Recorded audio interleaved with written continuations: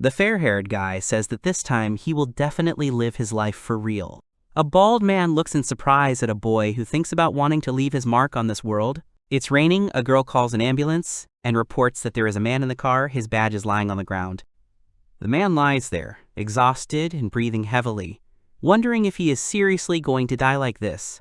He has no family, no friends, nothing at all, he never took anything seriously, and he even left nothing behind. There is nothing special about him, no one remembers him for anything.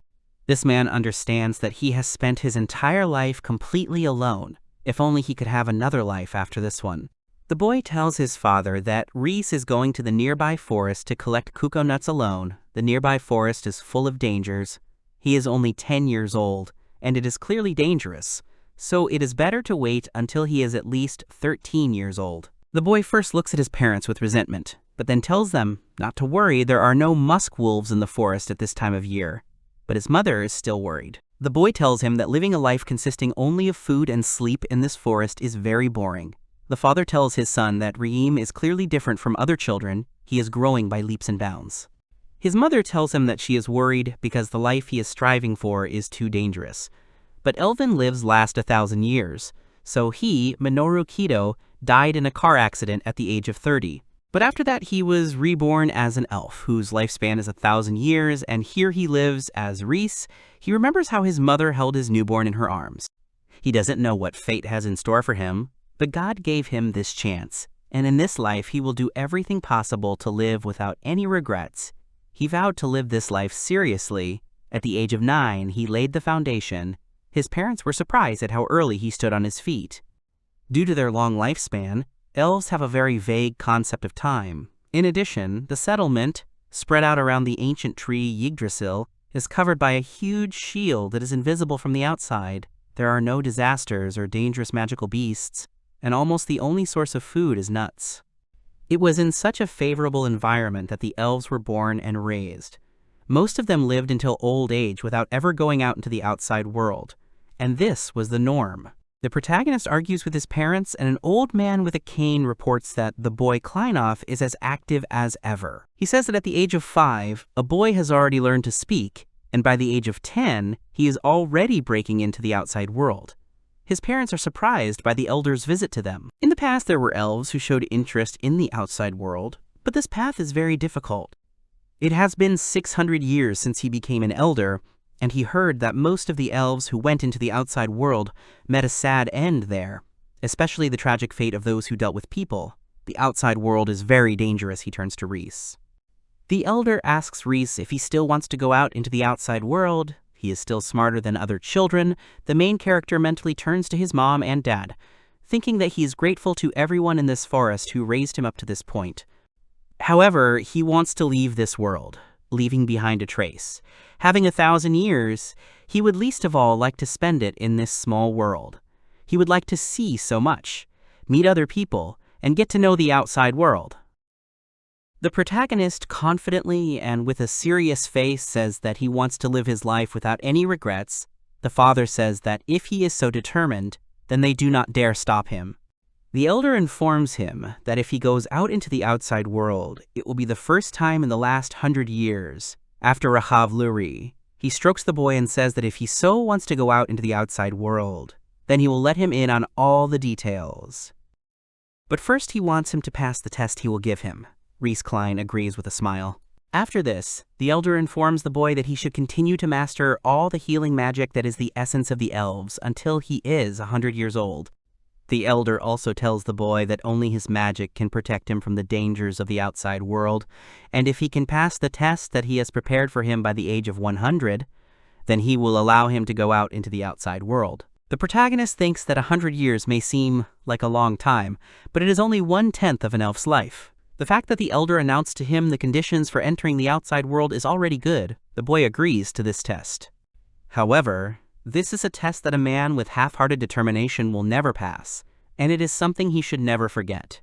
10 years have passed since then, and the main character is about to use the magic of restoration, namely the breath of the goddess. He stands confidently, and some energy appears in front of him. This is the spell. The elder looks at him in shock at how successful he was, and asks if he has just restored a giant tree from previous generations, which is over 1,000 years old.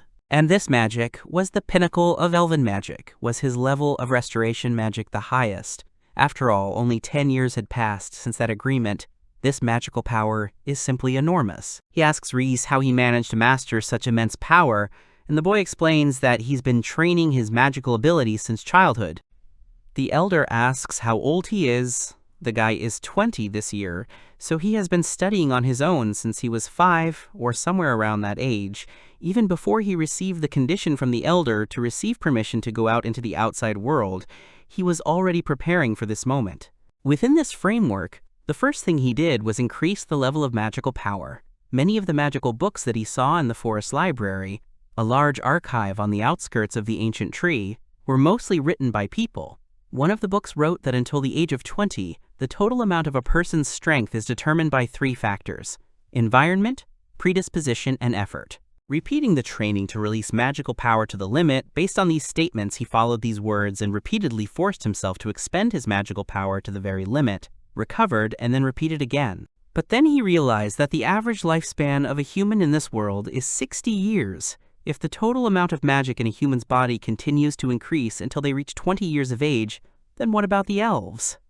There is even a possibility that he will be able to continue increasing his overall magic power until he is 300 years old.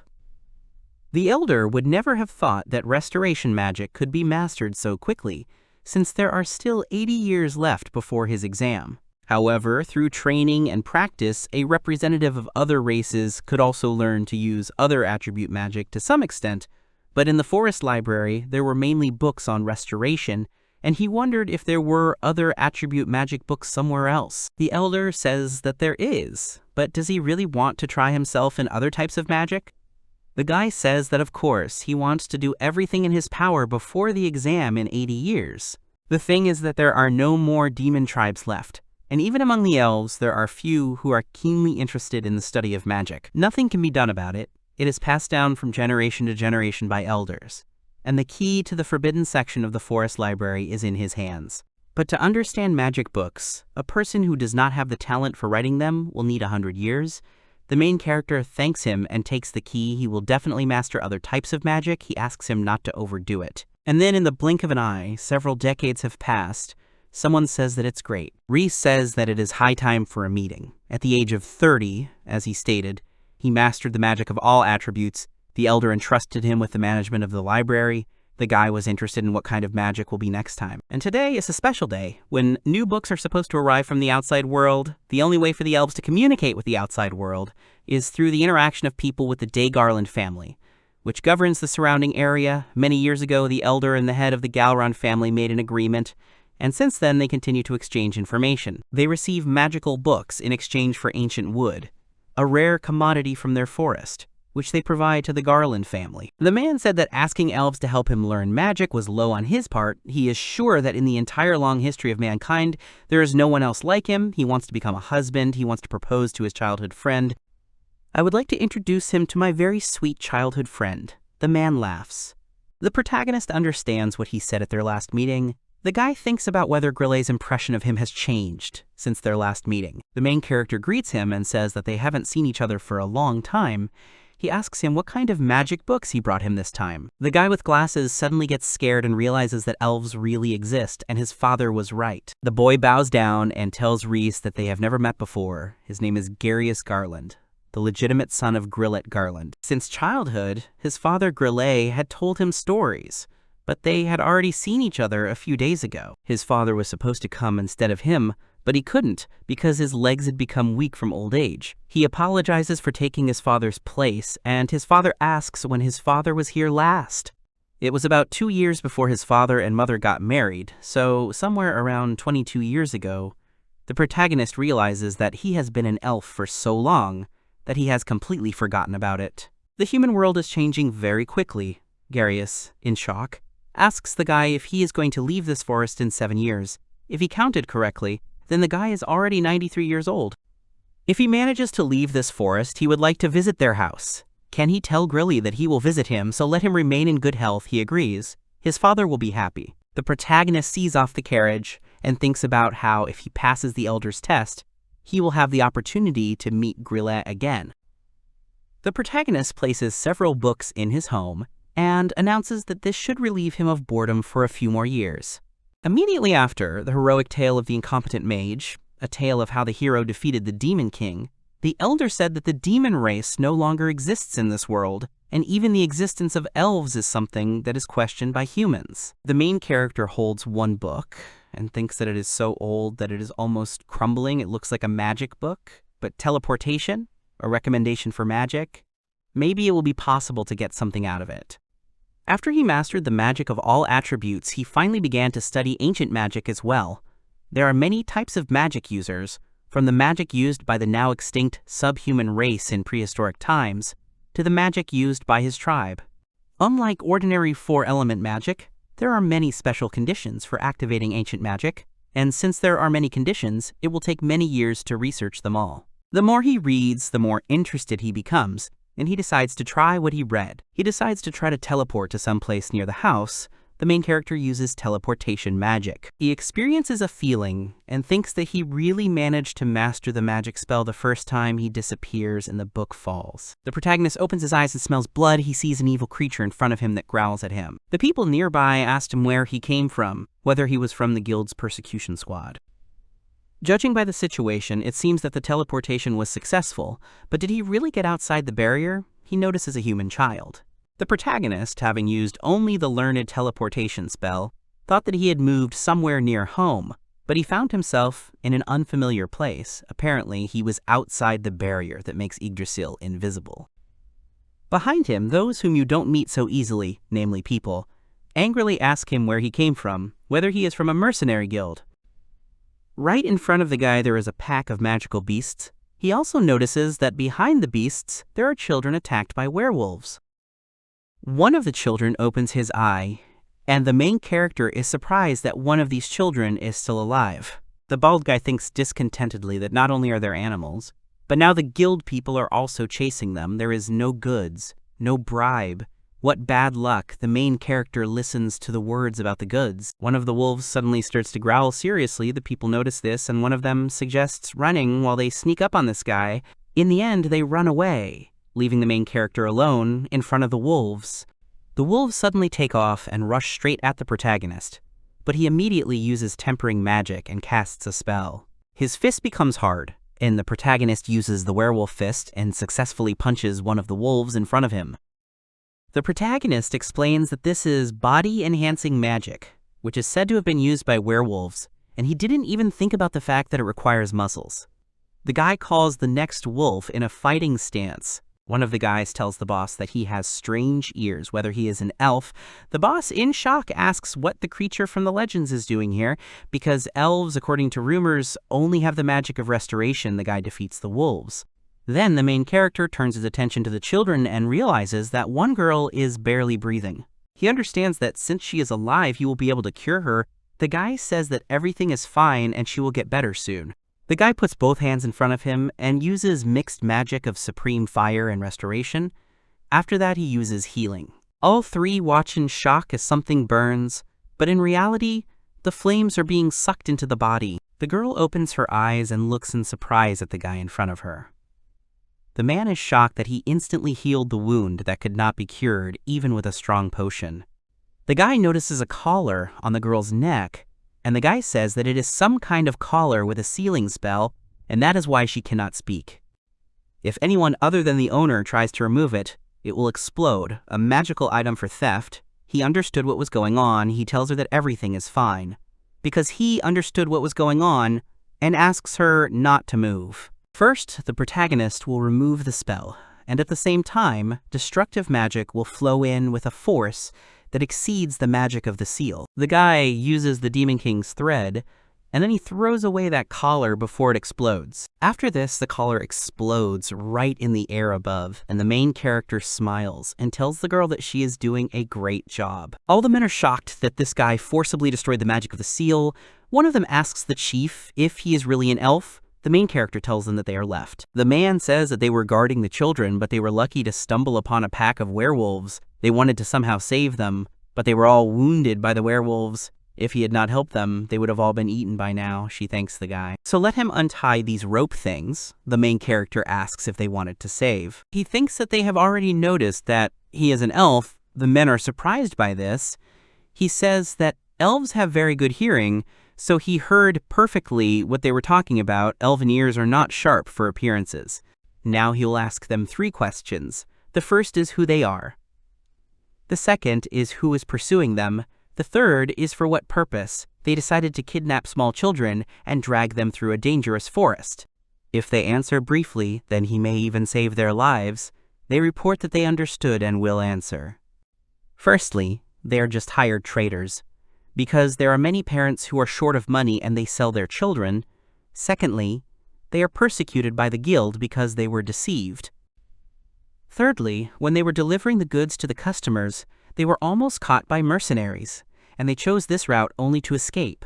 The main character understands this. Even in another world, human nature is not so different from that world. You can't get too close to people. The elder told him about this. They are fierce, cunning, and cowardly creatures. Let him never forget that. The man tells him that they've already responded, so let him take this off them. The boy says that the elder told him to stay away from people, so he lets them forget that they ever met. The man gets angry about this. The main character uses memory control magic. Memory loss. All 3 of them are confused, and the main character says that let them stay like this for a little while. The girl pulls the guy by the clothes and tells him that he saved her and addresses him as an elven man. The guy says that he is the son of the Kleins. He says that his name is Riis. It's good that she got her voice back safely. He apologizes for not being able to save the other children. There is a cross carved on his chest. He read that this is the sign of a servant. The girl cries and says that if he were stronger, everything would be fine. She could protect him, but she couldn't do anything. His magic was very strong, and now she wants to become very strong too, so please let him take her with him. The protagonist also notices that she speaks uncertainly. However, behind the appearance that she asks for help to become strong, there is a very strong determination. Although he was told not to mess with people, he will not leave her. Since he intervened, he will take responsibility for her return. However, the main character suddenly remembers that he is no longer human and tells the girl that he cannot. He was reborn as an elf 90 years ago. The sensation of the passage of time is the same, gradually moving away from the human. He will not allow this little man to go with me in time. Besides, before he can go out into the outside world, another 7 years are needed beyond the memory. For him, it is only 7 years. But for her, it will be a long 7 years. However, he cannot erase the determination. He will leave it in the depths of her soul. Someone is shouting that they are there. The traders cannot be allowed to leave. Now he will leave it to the guild that was pursuing those bastards 7 years from this day. If this girl's determination remains the same, they will meet again sooner or later. Subsequently, according to rumors, a mysterious girl calling herself Anonymous showed herself in battles with energy driven into a corner, which he accidentally learned about. 100 years would soon have passed since Riis was reborn as an elf. The elder apologized to the elf for not calling him. There were naughty children in every generation. He offered him to study until he was 100 years old, but he did not give up on the idea. Elves spend almost their entire lives in this village under the protection of the ancient tree Yggdrasil, so what would happen if such an elf thoughtlessly went outside? It would be like suddenly releasing a mouse onto a battlefield. It's clear enough. The main character stands and thinks that it has finally arrived. For this day he trained for 100 years to go out into the outside world. The elder finally informs the protagonist that the time has come for his exam. His desire to go beyond the forest of ancient trees, whether he still has it, even when he has reached the age of 100 and finished his training, the guy confidently reports that yes, someone is watching them from behind. He asks the elder about a very active baby that has appeared among them. Riis asks who said this. He doesn't see anyone. He only hears a voice. The elder tells this voice that this guy is no less mischievous than he is. He is nothing but trouble. But he is so capable that he earned the opportunity to pass the exam in just 100 years. Capable is not the right word, and now he will be convinced of this from his own experience. The one who owns this voice suddenly appears in front of the guy with a staff in his hands and says that this is interesting. Riis is surprised. He is amazed by the speed. It turns out to be a girl. She takes off her robe and says that her name is Rahav Luli. She will soon be 600 years old. let him call her whatever he wants. The girl then taps her staff on the ground, and the protagonist is surprised by her name. An elf who suddenly appears where people are sick, cures all illnesses and gives valuable fruits in return, and then leaves. The girl wonders if they are talking about her like that. She says that it is true that she loves fruits. The guy says that in the centuries-old magical books that he got from the outside world, there are many mentions of her. For him, she is an elf worthy of imitation, and of course a pioneer when it comes to the outside world. He imagined a strong elf. In reality, she looks like a doll. The test is simple. He has to withstand her attacks until she runs out of magical power. The guy is surprised by this, and the girl asks that everything is simple, isn't it? Naturally, he can use restoration magic. It took her 300 years of training, so let him be lenient with her. The protagonist understands that if he passes this exam, he will finally be able to go to the outside world. He confidently declares that he is ready. After this, a crack appears in the ground, and a boulder appears right under the guy. He barely manages to jump back. He is shocked by this. She didn't even cast a spell. How could she activate such a powerful attack so quickly? The girl uses earth magic, an earth spear. Dash. Then the protagonist is surprised when he notices that she has already put down magical roots. She began to prepare at that moment. After this, another earthen spear attacks the guy from the side, and the main character barely dodges, saying that this is unfair. The girl says that people are cruel, cunning, and vile. He thinks the magic will come from the staff, but in fact, other magic is already being prepared in other places he doesn't know about, and that's how they do it. She tells us with a serious face that in the outside world, simply being capable is not enough to survive. She tells Riis that if he wants to go to the outside world, he needs to learn this lesson well. The girl suddenly looks in surprise at the guy, who is also using earth magic and creating an earthen wall in front of himself. Riis tells the girl with a smile that this is a paired magic with her earth spear. The girl says that he is interesting, and she thought that since he is an elf, he cannot use anything except restoration magic. He is just like a human, because in his past life he was a human. The guy activates wind magic. He lifts himself into the air like a whirlwind, and the girl thinks that this is high-class magic. She decides to see if she can knock him down. The girl attacks him with several balls. Rahav's magic is not high-class in power, but the way she uses it without casting spells and constantly changing elements makes defending against it difficult. Activating magic without words is something the guy hasn't achieved yet. Rahav smiles and says that it was fine. She will not weaken her attacks, so let him continue to dodge them. The guy jumps back and the shell explodes. She asks him why he wants to go to the outside world. He asks her if she wants to talk about it now. The main character admits that the life of elves is too long for him, and this is probably why.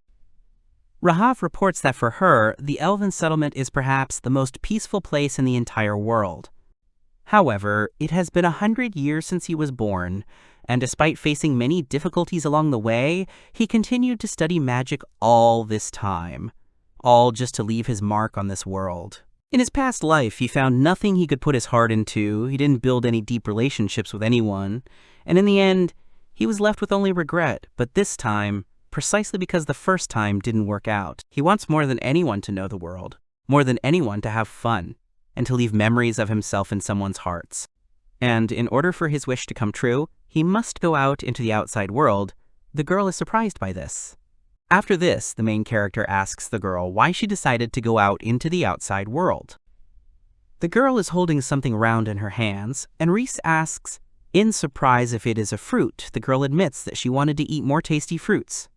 The protagonist is suddenly amazed by this. The elf, who heals diseases, takes valuable fruits in return. She has loved fruits for a long time. There are a lot of cocoa fruits here, but when you eat the same thing for 50 years, you get bored.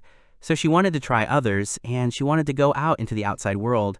The guy asks if that is the only reason. The guy asks the girl if that's the only reason she trained for 300 years. The girl says that it's not over yet. She tried somehow, and somehow 300 years passed unnoticed. Every elf has their own reasons, but what she spent all these years was not in vain. All their brothers who did not develop their abilities and left. She has been able to travel safely and gain the cunning of humans only in the last few hundred years, allowing her to enjoy different fruits in different parts of the world. And then it came to her that, strange as it may seem, the world is a fun place. The girl eats and reports that, however, recently the taste of fruit in general has become somehow worse. The guy asks about the taste. They talk for too long and the elder is already getting nervous. He is thinking about whether it is time to let the guy go. The girl decides to continue and raises her staff. The girl tells him that this is the last push and she will not hold back. The guy looks at her carefully. She attacks him with several projectiles, and the main character uses wind magic. A whirlwind. She releases one magic after another, of different elements and without words. If so, then rather than dodge, it is better to attack her yourself. The guy uses tempering magic and casts a spell. The protagonist swings his fist, and the girl is surprised when he attacks her staff instead. The staff breaks and the fragments fall to the ground. The girl takes one of them and says that she has no more of those. He asks what it is, and the girl explains that it is a magic stone that people filled with elemental magic, it is enough to put a little magical power into it, and it will automatically release the magic. They say that this is called a magical item. People even make such things. The guy asks about that. That is, the magic that she used was not hers. That's why she could release so much elemental magic so quickly and so much, and he can only use recovery magic now. Until now, she only survived thanks to such tricks and tricks. She planned to completely destroy his dreams if he saw that he could not do the same. But he repelled all her dishonest attacks, she says with a smile that he passed the exam and congratulates the guy. The main character suddenly starts to rejoice. She comes up and the guy thanks her, after which she puts her hand on his head. The girl strokes his head and tells him that he is a good boy. The guy feels very awkward and blushes. She praises him. In other times, he might even be mistaken for a demon king, bringing terrible disasters. But this somehow doesn't inspire the guy. The 100 years he spent exclusively on training finally paid off on this day. Among a crowd of people, a girl is walking somewhere. Some are talking to each other, and a man with a big nose greets her. The girl tells the man to give her all those fruits, and he asks the girl if she will spend that mountain of money on fruits again. He asks her why, because she heard that the elf loves them. She asks if he will sell them, and he agrees. She is really looking forward to the day when she will meet him. It turns out that this is the girl whom the main character saved. A girl is picking berries into a basket. It turns out to be the main character's mother. His father is standing next to him. The guy is turning to his parents. Riis waves to his parents and greets them. An elder is walking next to him. The main character announces that he passed the elder's exam. The parents are surprised and praise the guy because he is only 100 years old, and the elder himself is convinced of his skills. The mother, smiling, asks the boy to rest at home for a while, maybe 10 years. And the main character thinks with awkwardness that, as always, with his elven sense of time, he says that, no, he wants to leave here tomorrow. The mother asks her son not to hurry so much. He is only 100 years old. He is still a child. Their neighbor's daughter only recently learned to pick kuko fruits. The guy wanted to say that after the exam he received approval from Rahav, who knows how to live in the outside world, so they shouldn't worry. The father is thinking about this name. He asks if he is talking about Rahav Luli. He imagines her in his head. He knows her. She is like a little sister to him, though only until he is 20 years old. When he was only 100 years old, he went to the neighboring forest for the first time. Rahav was already studying restoration magic so that, Sao es how it is, if she recognized him, then he will also recognize his son. The father asks Riis if he really wants to go to the outside world. The protagonist confidently declares that he does. The parents glance at each other and the father leaves, asking his son to wait. He will come right away. Riis looks at his father in bewilderment. The mother says that then she too, before he leaves, must do something like his mother. The guy asks if she should do the same. She asks him to sit here and the guy agrees. The elder is watching them. She comes up to him from behind and takes the hair clip off his hair, telling him that he, just like her, has always had beautiful hair. She puts the hair clip in her palm. The guy asks what it is. The girl explains that when she married his father, she received this talisman from the sacred tree Yggdrasil. If you attach it, the power of the sacred tree will always protect it. Riis informs her that she values it. The boy tells his mother that he is already 100 years old, but his mother does not listen, hugs him, and asks him to promise that he will not leave this life before them. The protagonist holds his mother's hand and says that she promises her this. The father shouts and turns to Riis. The man points to the boxes and tells his son that here is a 10-year supply of food. Riis realizes that these are fermented and dried kuko fruits, kelp meat, and batfish. His father has been saving up food all this time, preparing for the day when he will pass away. The mother says that he won't be able to take it all with him. The father is scared of this, but Riis says that there is nothing to worry about, because he has storage magic, namely a hyperdimensional warehouse. This is one of the applications of movement magic. It can affect hyperspace. Everything he sends there will not be damaged. The father is happy about this, and the mother wants the same warehouse. The elder thinks that this is not the most difficult ancient magic. Riis leaves, and his parents say that they will miss him. The life of elves is long. They can still live together. The elder is standing nearby. The protagonist wanted to say goodbye to Rahav, but she left. She is even more impatient than he was in his past life. First, he will go to the Garland family. The only inhabitants of the outside world with whom the elves communicate are the Garland family. 7 years ago, he promised Garius, the head of this family, that they would meet again. He would like to see Grille, who was ill at the time. The protagonist moves forward and notices that Yggdrasil's protective barrier ends here, and he confidently steps over it. The guy looks at the sky and realizes that the weather is good, just right for starting a journey. Then the guy notices wolves. He is surprised by this, but someone uses Phalanx fire magic, and a girl with a burning sword runs past Riis. The guy watches as she deals with the wolves and is surprised that she killed all the monsters with one swing. After this, the girl kneels before the guy, and the main character is perplexed. She says that all these 7 years she waited for him. The girl turns to him, and the guy remembers her as a little girl. The guy is surprised by this and talks about the cross-shaped scar on her chest. This is the girl. He himself offered to meet her here in 7 years. If she does not change her mind, he only has fragmentary memories of this moment. She says that his words have always guided her, and thanks to them, she has brought her abilities to this level. The guy asks the girl if she believed him, if that is why she came here. She says that yes, he healed her when she was dying. She really wanted to become stronger, and he cast magic on her that locked her memories of him deep in her mind, and yet she remembered the words that she should have forgotten. The protagonist didn't expect this at all, and she also remembered that he was an elf and wanted to give it to him when they met. She drags the box. If he doesn't mind, then it's his. Riis asks if she can see what's inside. The guy removes the lid of the box and sees fruits. There, she heard that elves love fruits. He has never seen such. There are couture fruits from tropical countries in the west, and fruits that grew in the icy lands of the far north. She collected all kinds of fruits from different parts of the world. The girl asks him to eat any of them that he likes. The fact that rumors are spreading among people that elves love fruits, this is probably the work of Rahav. He asks how much money was needed. She says that she spent everything she earned as a mercenary. The guy is surprised, and the girl asks if this is enough for him. But he says that this is more than enough. Something worries him. Of course, he doesn't know this world either, but she is somehow naive. He uses a hyperspace warehouse, and the girl is surprised. She asks him if he will take her with him. She was an adventurer, so she was used to traveling. She can tell him the way, and will certainly be useful for establishing contact with people. The girl approaches him. He just left the elven settlement and knows nothing about the outside world, and there are no other elves here. If there is a human with him, it will be good. He asks her if she will cause him trouble. Everything she has done so far has been for this day.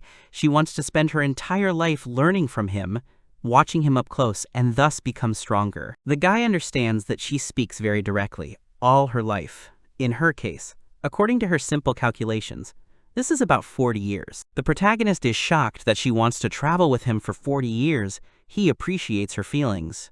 However, it is only 40 years old. He extends his hand to the girl and tells her that he is Riis Klein. He is pleased to meet her. He offers to travel together, asks her what her name is.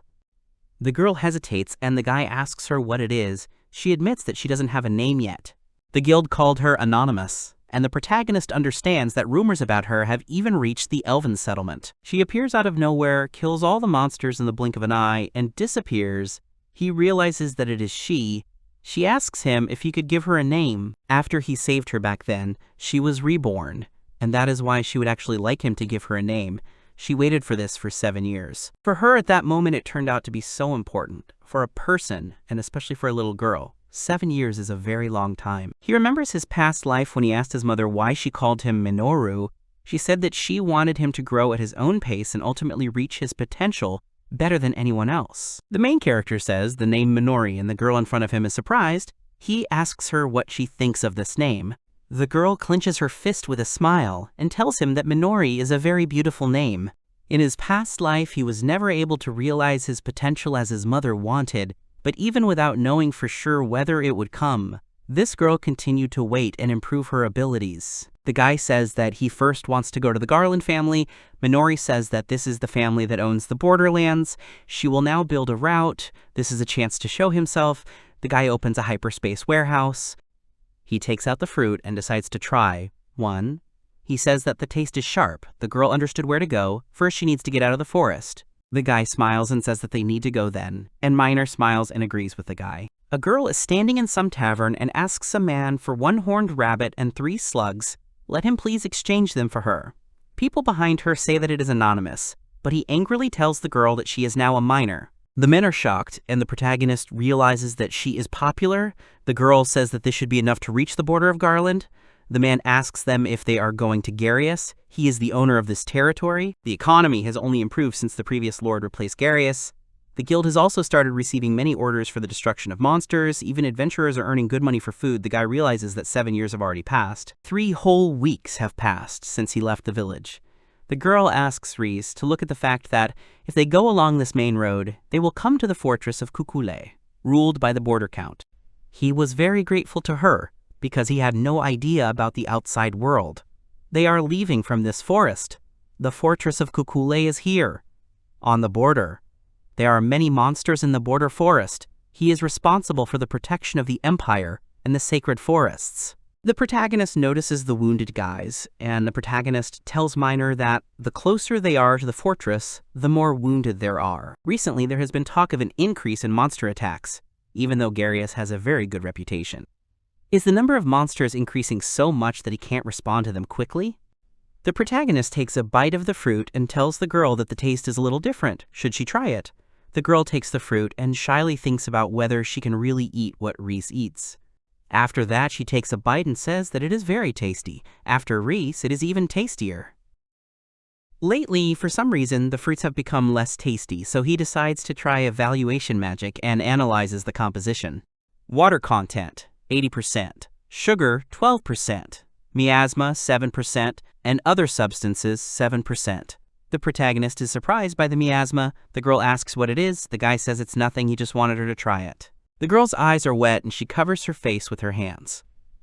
Miasma is a special particle that could once be found in territories controlled by the demon tribe, but these tribes no longer exist on Earth. The man is shocked that the guy wants to meet Garius. He is one of the most powerful aristocrats in the Ulu Empire. He cannot just meet him. He must inform him about this in advance. He has been guarding this gate for 5 years and remembers everyone who has passed through here, but he does not recall anyone like him at all. The girl starts to get angry and orders him not to dare insult.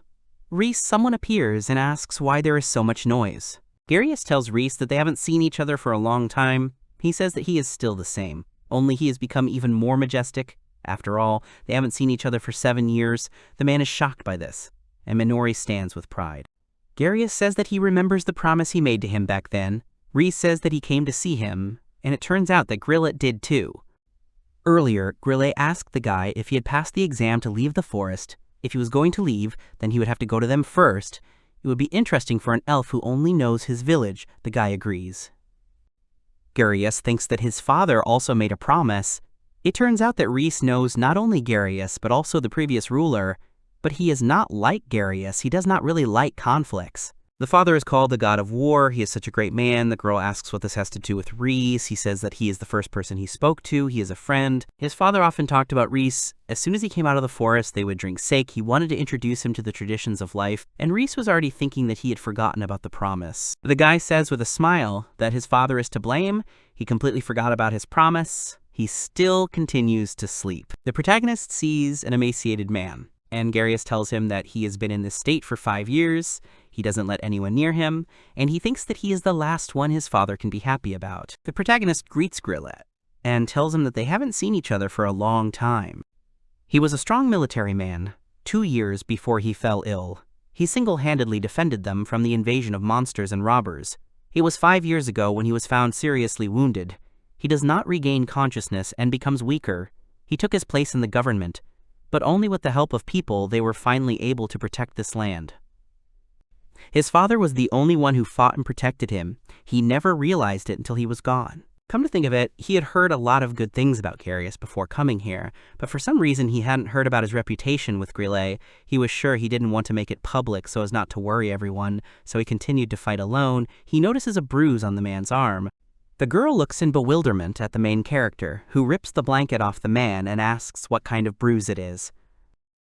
The boy asked the best doctors, but even they don't know what's wrong with him. They say that something that formed around his father repels even superclass restorative magic. Then the protagonist uses evaluation magic again and analyzes the composition, seeing that miasmas make up as much as 91% of it. The main character knew it all. This bruise was caused by miasmas, and their content was as high as 91%, which is why the doctors couldn't do anything, but only thought, since miasmas are untreatable. The boy turns to Garius and asks him if he's tried everything yet, and he replies, yes. Riis says this means they haven't tried everything yet.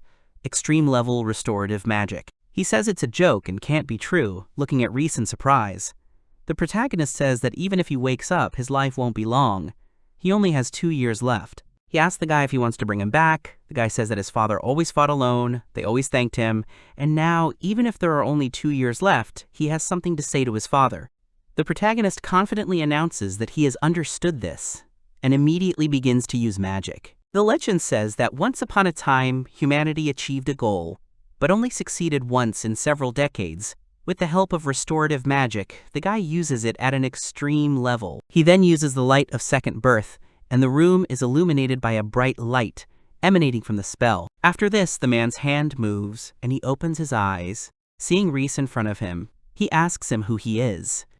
The protagonist greets him with a smile and informs him that he has come to visit him, as he promised. On this day, the protagonist was able to bring his friend back to life, albeit briefly, which became the culmination of 100 years of hard work. Suddenly he discovers that there is a man standing in front of him, and Garius has grown a lot. Naturally, he was so surprised. He says that the guy kept his promise. Riis says that he also wants to hear something from him, about the monster he fought before he was injured. The man is sure that at that time he was fighting off demonic monsters, but after that his memory is a little blurry. The protagonist wonders if this could be a memory control spell installed from the other side. A guy asks a man if he believes in the existence of demonic creatures, and he, frightened, asks what it's like. Riis reports that, frankly speaking, there was a miasma hovering around him, and miasma does not form without the help of demonic power. The guy offers to get rid of this blur and look into his memory. The protagonist raises his hands to the man's head and finally suggests starting the procedure. In his memories, someone reports that an ordinary person continues to resist their invasion, but this is the last time. He has no courage, he says, to torture him at his discretion. If they continue to attack them like before, it will not be enough to destroy this place. They will come to them from the other side. Once they find him, they will reap what they have sown before it grows. Let them eliminate all interfering factors before the demon lord returns. The main character sees that terrible things were done to him, but the man does not care. If it became known that the demons that were supposed to be a fairy tale actually exist, the world would plunge into chaos, but there is a solution to this problem. The protagonist offers to meet him face to face, like a brave warrior. Will this meeting prove saving? A heroic story about a failed wizard. Author unknown. Year of publication also unknown. Once upon a time, a creature called the Demon King suddenly gained power in this world. No one, no matter how brave he was, could even injure the Demon King, and the world was quickly conquered, with more than half of the territories under his rule. Around the same time, in a certain village, there lived a boy who was unable to use any of the 4 elemental magics. But this man, despite his lack of talent and ridicule, still burned with the desire to become an adventurer, and worked harder than anyone else. Blessed with 4 companions, each with their own magic, he awakens within himself an amazing power. Thanks to this power, the outcast boy and his friends defeated the Demon King, and people began to call him brave. The protagonist asks again about the legend of the brave man, whether this tale is widespread among people. The man says that, yes, there must be a tale. By the way, Riis read about it in the library when he was in the elven village.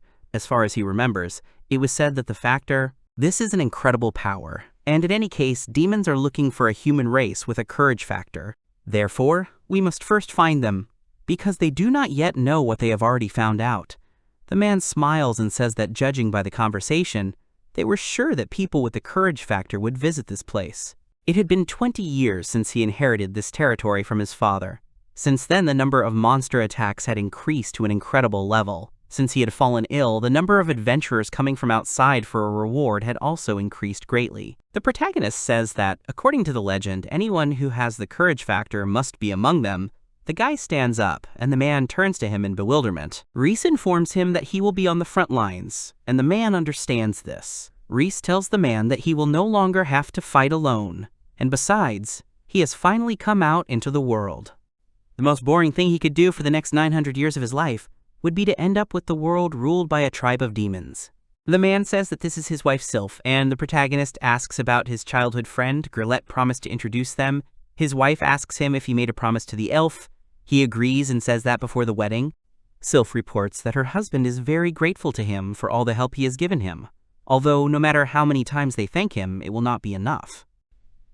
The man calls his wife pious and sweet. He remembers how he told Riis that he was going to propose to his childhood friend. She is very sweet, and he will introduce them. Riis comments that it's a shame that life expectancy is only a little over 60 years, and Grillet comments that she has overpraised him. He reminds Sylph of Grillet in his youth. She sits and eats silently at the table.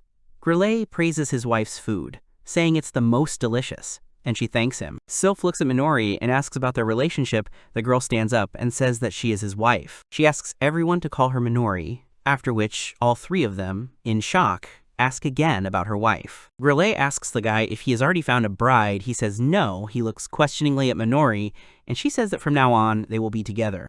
Minori said she wanted to become stronger, so he took her with him in exchange for her telling him about humans. After this, the girl became despondent, and Sylph offers to teach her how to cook some dishes, which surprises her. She says that she only knows how to fight, never prepared anything. No big deal. The way to a man's heart is through his stomach. This is ancient wisdom. The main character is perplexed by what is happening. The girl says that she will do this. In order to please Riis, she will make every effort. Grillet says that a child cannot be born between an elf and a human. Riis asks what he is saying. Grillet asks Riis what is going on with him. The guy says that he doesn't have those feelings for Minori. Now, Grillet calls it a waste of time. The protagonist understands that Minori will die much earlier than he does, because she is human. The protagonist stands next to Minori and announces that they are already leaving. Grillet in the stroller addresses his friend. Garius says that the destination forest called Vastera, the Forest of the Great Circle, is located between the fortress of Kukule and the sacred forest where monsters live. It is easy to get lost in it. He asks them to be careful. It seems that adventurers are mostly in the forests and eliminate monsters heading to Kukule Fortress. Minori was not in this forest. Sometimes they hunt monsters that reach the fortress, which means they can keep an eye on both adventurers and monsters in this area. Grillet said that there was an empty house in the forest. He was thinking of using it as a transit point to find the owner of the courage factor, whether this was really possible. Assuming the clues are the same as in the fairy tale, it is impossible to determine whether they are looking for someone who cannot use the 4 elemental magic unless that magic is right in front of them. If he had evaluation magic, he could determine whether the person had the factor or not, but they would have to keep evaluating until they found the adventurer. The girl tells him that it is very cool and asks him if he can really find this factor. She thinks that this is what one would expect from Riis, the evaluation magic of the composition analysis. The factor is the reincarnated otherworlder, whether this reincarnation is the so-called transcendental power of this world. The protagonist tells the girl that they are stuck in this forest for an unknown number of years. It could take her entire short life, so let her go back already. But she has already made up her mind. She will follow him just like she did for the previous 7 years. The guy is surprised by this. She reports that she told him the same thing, that for her, real happiness is to be next to him, to be strong. The girl smiles and admits that she has decided that she wants to be with him all her life. She sheepishly tells him that she will never leave him until he says he hates her. The main character slaps his face and realizes that it was close. What does it mean? He tries to calm himself down. The girl turns to Riis and says that she found this house. It's about a 6-hour walk from the Kukule fortress. In a forest like this, it seems like Mr. Grillet's predecessors used this building as a vacation home when there were fewer monsters around. What kind of aristocratic villa is this? At first, they are surprised that it is luxurious, But then even the door falls off, and the guy says that it is dilapidated. First it needs to be cleaned. Minori looked shocked, and the boy rushed to ask her what had happened. However, she pointed at him. She was amazed that he created everything around him using magic. The girl was distressed, because now she had no chance to be of use to him.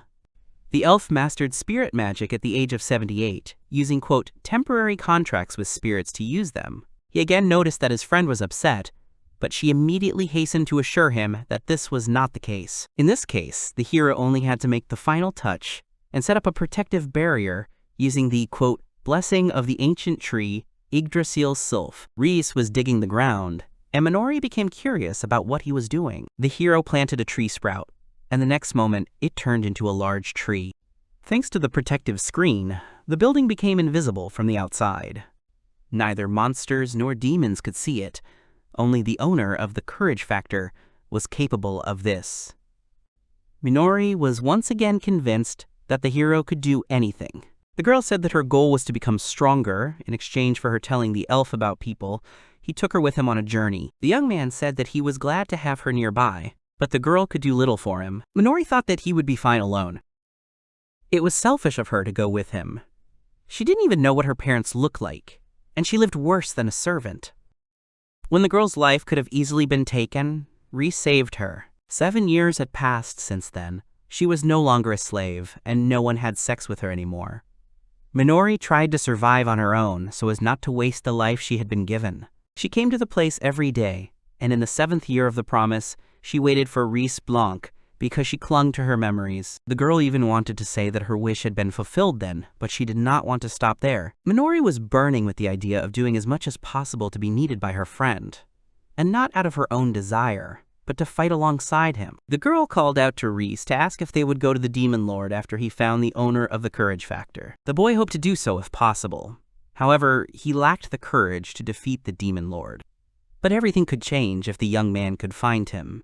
Then, under his protection, they would all become stronger. The young man couldn't say exactly how long the search would take, but in his heart he was counting on doing everything possible to avoid giving in to the demonic ruler's persuasion.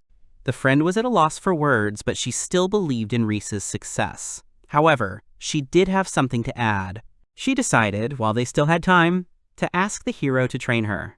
The elf was surprised by her request because the girl already had enormous strength thanks to which she easily dealt with monsters. But the girl was firmly convinced of her desire. She, like the hero, wanted to go to the Demon Lord. The hero smiled. Now it became clear to him why his friend wanted to become stronger. From then on, their training days followed one another. Between intense training, exercises, and many other events, 2 years flew by in the blink of an eye. The boys ran quickly into the depths of the forest, where the girl noticed a group of monsters, 5 in number, in the direction of 3 o'clock. 4 of the monsters were B rank, and the remaining one was A rank. Minori used appraisal magic, detecting magical signatures. Riis was confident she could handle it. He'd already guessed everything, and only asked if she'd be going after the strongest of the enemies. His words seemed to instill even more confidence and strength in her friend. She rushed forward and asked the elf to rely on her. The hero smiled at this. The young man himself decided to deal with the remaining enemies. Enormous, chicken-like monsters ran toward him. They passed Minori without noticing her. When the enemies were close, the hero used wind magic, Mantis Slash, against them. The young man was puzzled as to why the monsters passed by the girl who intended to kill them and simply ran away.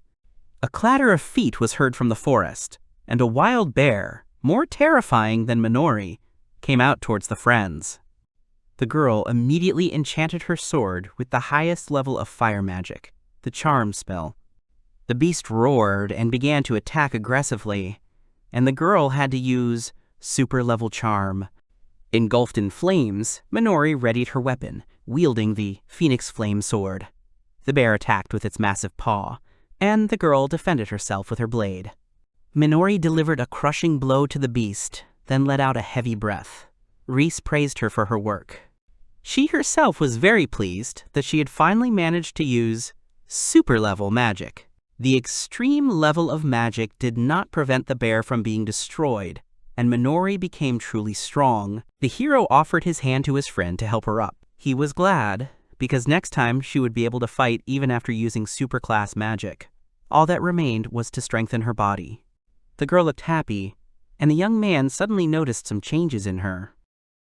During the 2 years spent in the forest, she managed to become more mature, despite her 20 years. The hero looked at his palm with interest. Minori entered with a tray of food. It was Sylph's secret recipe number 33, oyakodon, made from kokotoris. The elf enjoyed the dish. It was delicious. Over the past 2 years, Minori had also improved her culinary skills, all thanks to Sylph. Riis tried to change the subject and asked how things were going in Kukuli Fortress. His friend explained that despite minimal changes, the number of monster attacks was increasing, but there was no news about the, quote, courage factor or the demon lord. The hero thought about it, because even in Grille's memory, no information about the tribe of demons that he had seen surfaced. He understood that they would most likely not be able to move forward for some time. The friends' conversation was interrupted by a carrier pigeon sent from Kukule Fortress. Minori headed toward it, announcing that she would return soon. In her absence, the young man dreamily reflected that, since the homing pigeon was a magical instrument, such a study would be very interesting for him. The girl burst into the room, throwing the door wide open, looking out of breath and worried. She clutched a piece of paper in her hand, and the young man, alarmed by her reaction, asked what could have happened. His friend wanted to tell him that it was Griette who was talking. The young man knew that his friend's life would not be long and would last only 2 years. The friends decided to use teleportation to arrive more quickly. They then found themselves at Garland's mansion, and the young man called out to Garius. The man saw the new arrivals and thanked them for their visit. Then, out of politeness, he turned his attention to his companion. Riis turned to Weiss, wishing him good evening. The child reciprocated his feelings, and the boy noticed a strong resemblance to his parents. The man opened the door slightly and explained that the patient was unconscious, so he could only peek in briefly. The boy ran to his grandfather, shouting that Riis had come to see them. The young man approached the bed and greeted Grille. He was surprised by the calm expression on the man's face. Garius explained that nothing had changed in the past 2 years, and he had managed to spend some time talking with his father. He was able to learn from him about the management job he had long been seeking. However, the best thing for the man was the birth of his beloved son. Garius began to cry, thanking Riis for everything he had done. The hero felt sad and sorrowful. 2 years of time had flown by too quickly, but he saw that all the family members had already come to terms with the patient's condition, even Grille himself. The elf grabbed the man's hand, feeling how weakly his heart was beating, but the light of his life was slowly fading. Ever since Riis came to their world, it was Grille who became his first friend. The man's hand suddenly seemed small to the hero, as if it had decreased in size. The guy turned to Garius to tell him something. Riis wanted to ask the man for something, and he was willing to do anything. The hero asked permission to talk to the sick man. The young man was surprised by the young man's desire. Although he understood that the guy was capable of doing everything, he was interested in how exactly. The elf folded his hands in front of him and briefly explained that he would be using death magic, specifically necromancy, ancient magic that controlled life and death, used by the necromancers who once existed. This power could be used for a short time. If Riis managed to see Grille, he could give him a message, so he asked Garius what he wanted to tell his father. The young man smiled.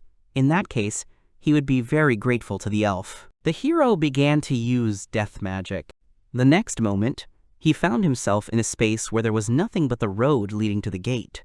Light clots flew around him, heading for the slightly open crack, like souls flying into the afterlife. The boy, watching this, already understood what lay beyond the gate. Suddenly, a voice sounded from behind him. The young man recognized it. He turned around and saw that it was Grillet, clad in armor and holding his great axe. The man suddenly explained to the hero that he couldn't enter there yet. The hero asked him not to worry, as he would return soon, but he had to be brief. His friend was surprised at what he was getting at, so Riis explained.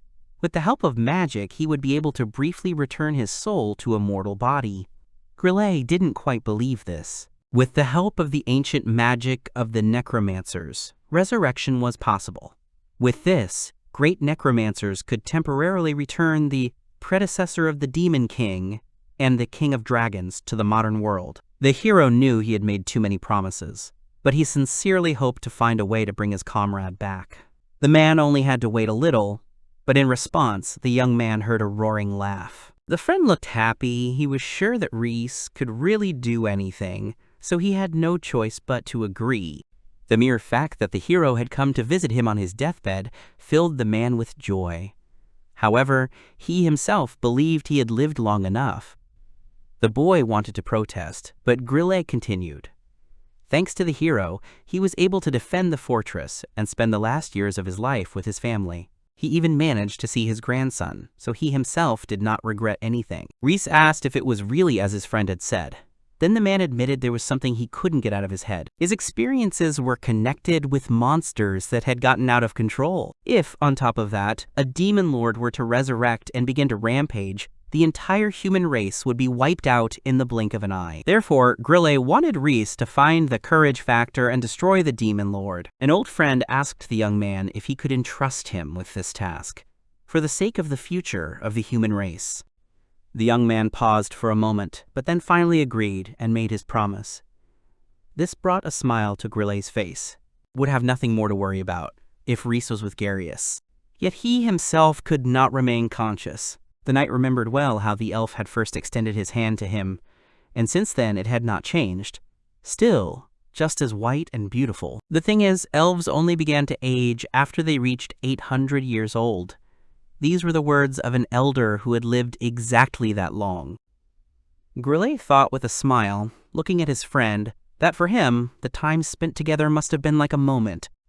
Drops of tears fell to the ground, and the man thanked his comrade for his concern.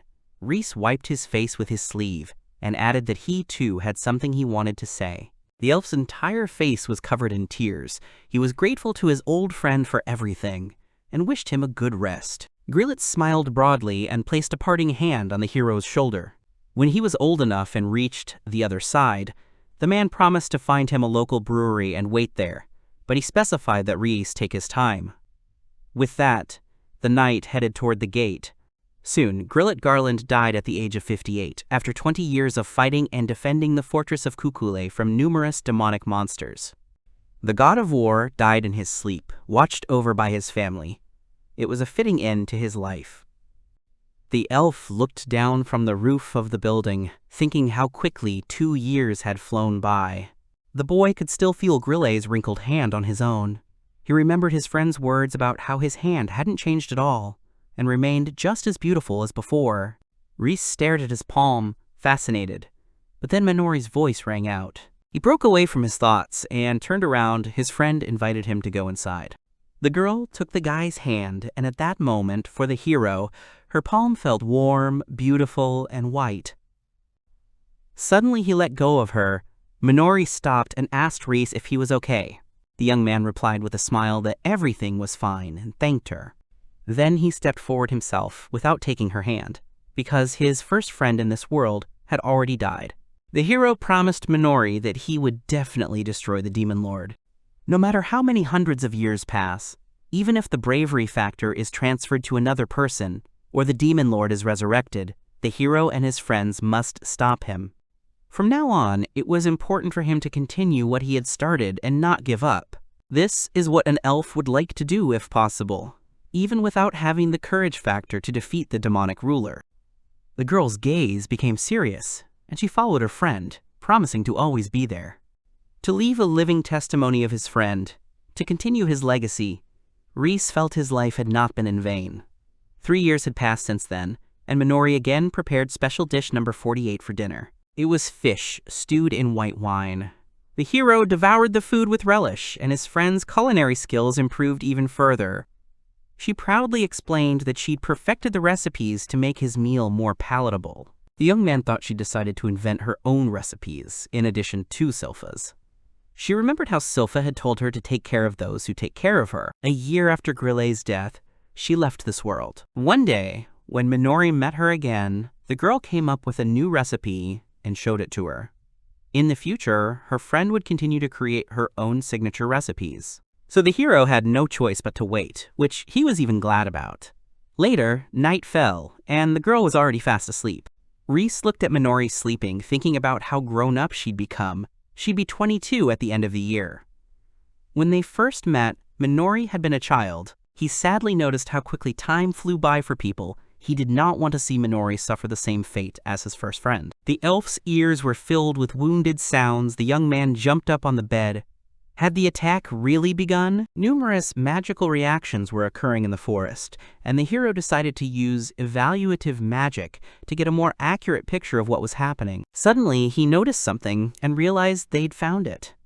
The girl woke up and asked what had happened. The guy rushed at her, shouting joyfully that they'd finally found the owner of the, quote, courage factor. Sometime before the discovery, the boy was struggling up the mountain, dragging a hiking backpack on his back. The group commander was dissatisfied and indignant. Why did he have to pay such an insignificant person like him? If he couldn't work as a baggage handler, the leader threatened to find him a more suitable position. The boy's legs began to tremble from the strain. Then he was finally allowed to stop, because the young man couldn't even use magic. And if the young man doesn't follow the team leader's instructions, he'll demand compensation. The boy gritted his teeth again and swung his leg back over his back. He tried to convince himself that it was just a regular training session. The guy called his comrades to stop, because walking through the forest at night was too dangerous. Lately, a mysterious fog had appeared, emanating from the forest at night. It was safer to be there during the day, so the young man suggested they wait out the night. Furthermore, there had been recent reports of strange, powerful monsters. However, Luke believed they couldn't have lingered for long. Lulala suddenly agreed with the commander, adding that Solala also wanted to quickly complete the mission and return home. The girl with glasses also thought that Luke was right. The boy exhaled and agreed under general pressure, but suggested finding a safer route and started looking for a map. The commander didn't like this and asked him to shut up. All members of the group were B rank. The young man himself should have known this. In Luke's opinion, a porter who couldn't use magic should have just kept quiet. The team moved on, and the boy decided to calm down and do what he could. He hoped to become stronger. Gradually, it became more difficult to walk. The fog thickened. Luke began to swear. Numerous pairs of eyes watched the adventurers from the darkness, and the commander, in a panic, tried to understand where these creatures had come from. It was obvious to everyone that these were unusual monsters. The bespectacled girl cherished the hope that the mysterious creatures would be simply C-rank monsters, like a magical snake or boar. Luke stopped and, using advanced water magic, conjured a ball of salt. Using a water cannon spell, he fired at the monsters, but his attack was intercepted. The blow did not cause any damage to the monster. Only monsters with an A rank were able to collect magic. Solala and Lulala's spells also didn't work against the creatures. Luke was shocked. All the guys were B ranked, but the monsters were only C ranked. The team had no choice but to flee. The creatures chased after them. The adventurers were overcome with panic from the endless pursuit, and in addition, an ominous black aura emanated from the fog. The girl explained that it was mana, and the carrier suggested that these were precisely the very monsters that Jin had spoken of. She tried to argue with Luke that he should have listened to the warning from the start. The commander shifted all the blame onto his companion, who had also ignored the offer and therefore had no right to bring any charges against him. However, this was no place for a quarrel.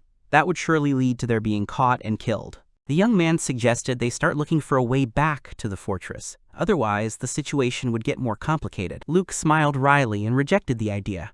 In the commander's mind, the right time had not yet come. The guy hinted that their group had been carrying around unnecessary ballast for several years, and now it needed to be dumped. The young man turned to him questioningly, but the leader continued to argue. In that case, some of their belongings would be lost, even though they could buy new ones to replace them.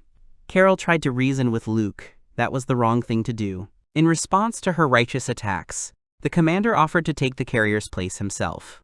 The girl said nothing, merely pursing her lips.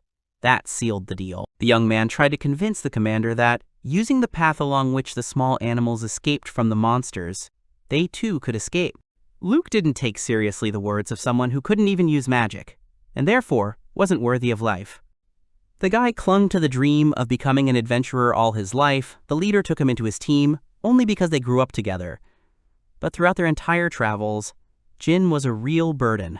The young man couldn't believe what he was hearing. Luke didn't want to use such a valuable magical item in such a way, but at least this way his childhood friend would be of some use. The commander used advanced magic of 2 elements, water and earth. With their help, he managed to create a swamp under Jin's feet.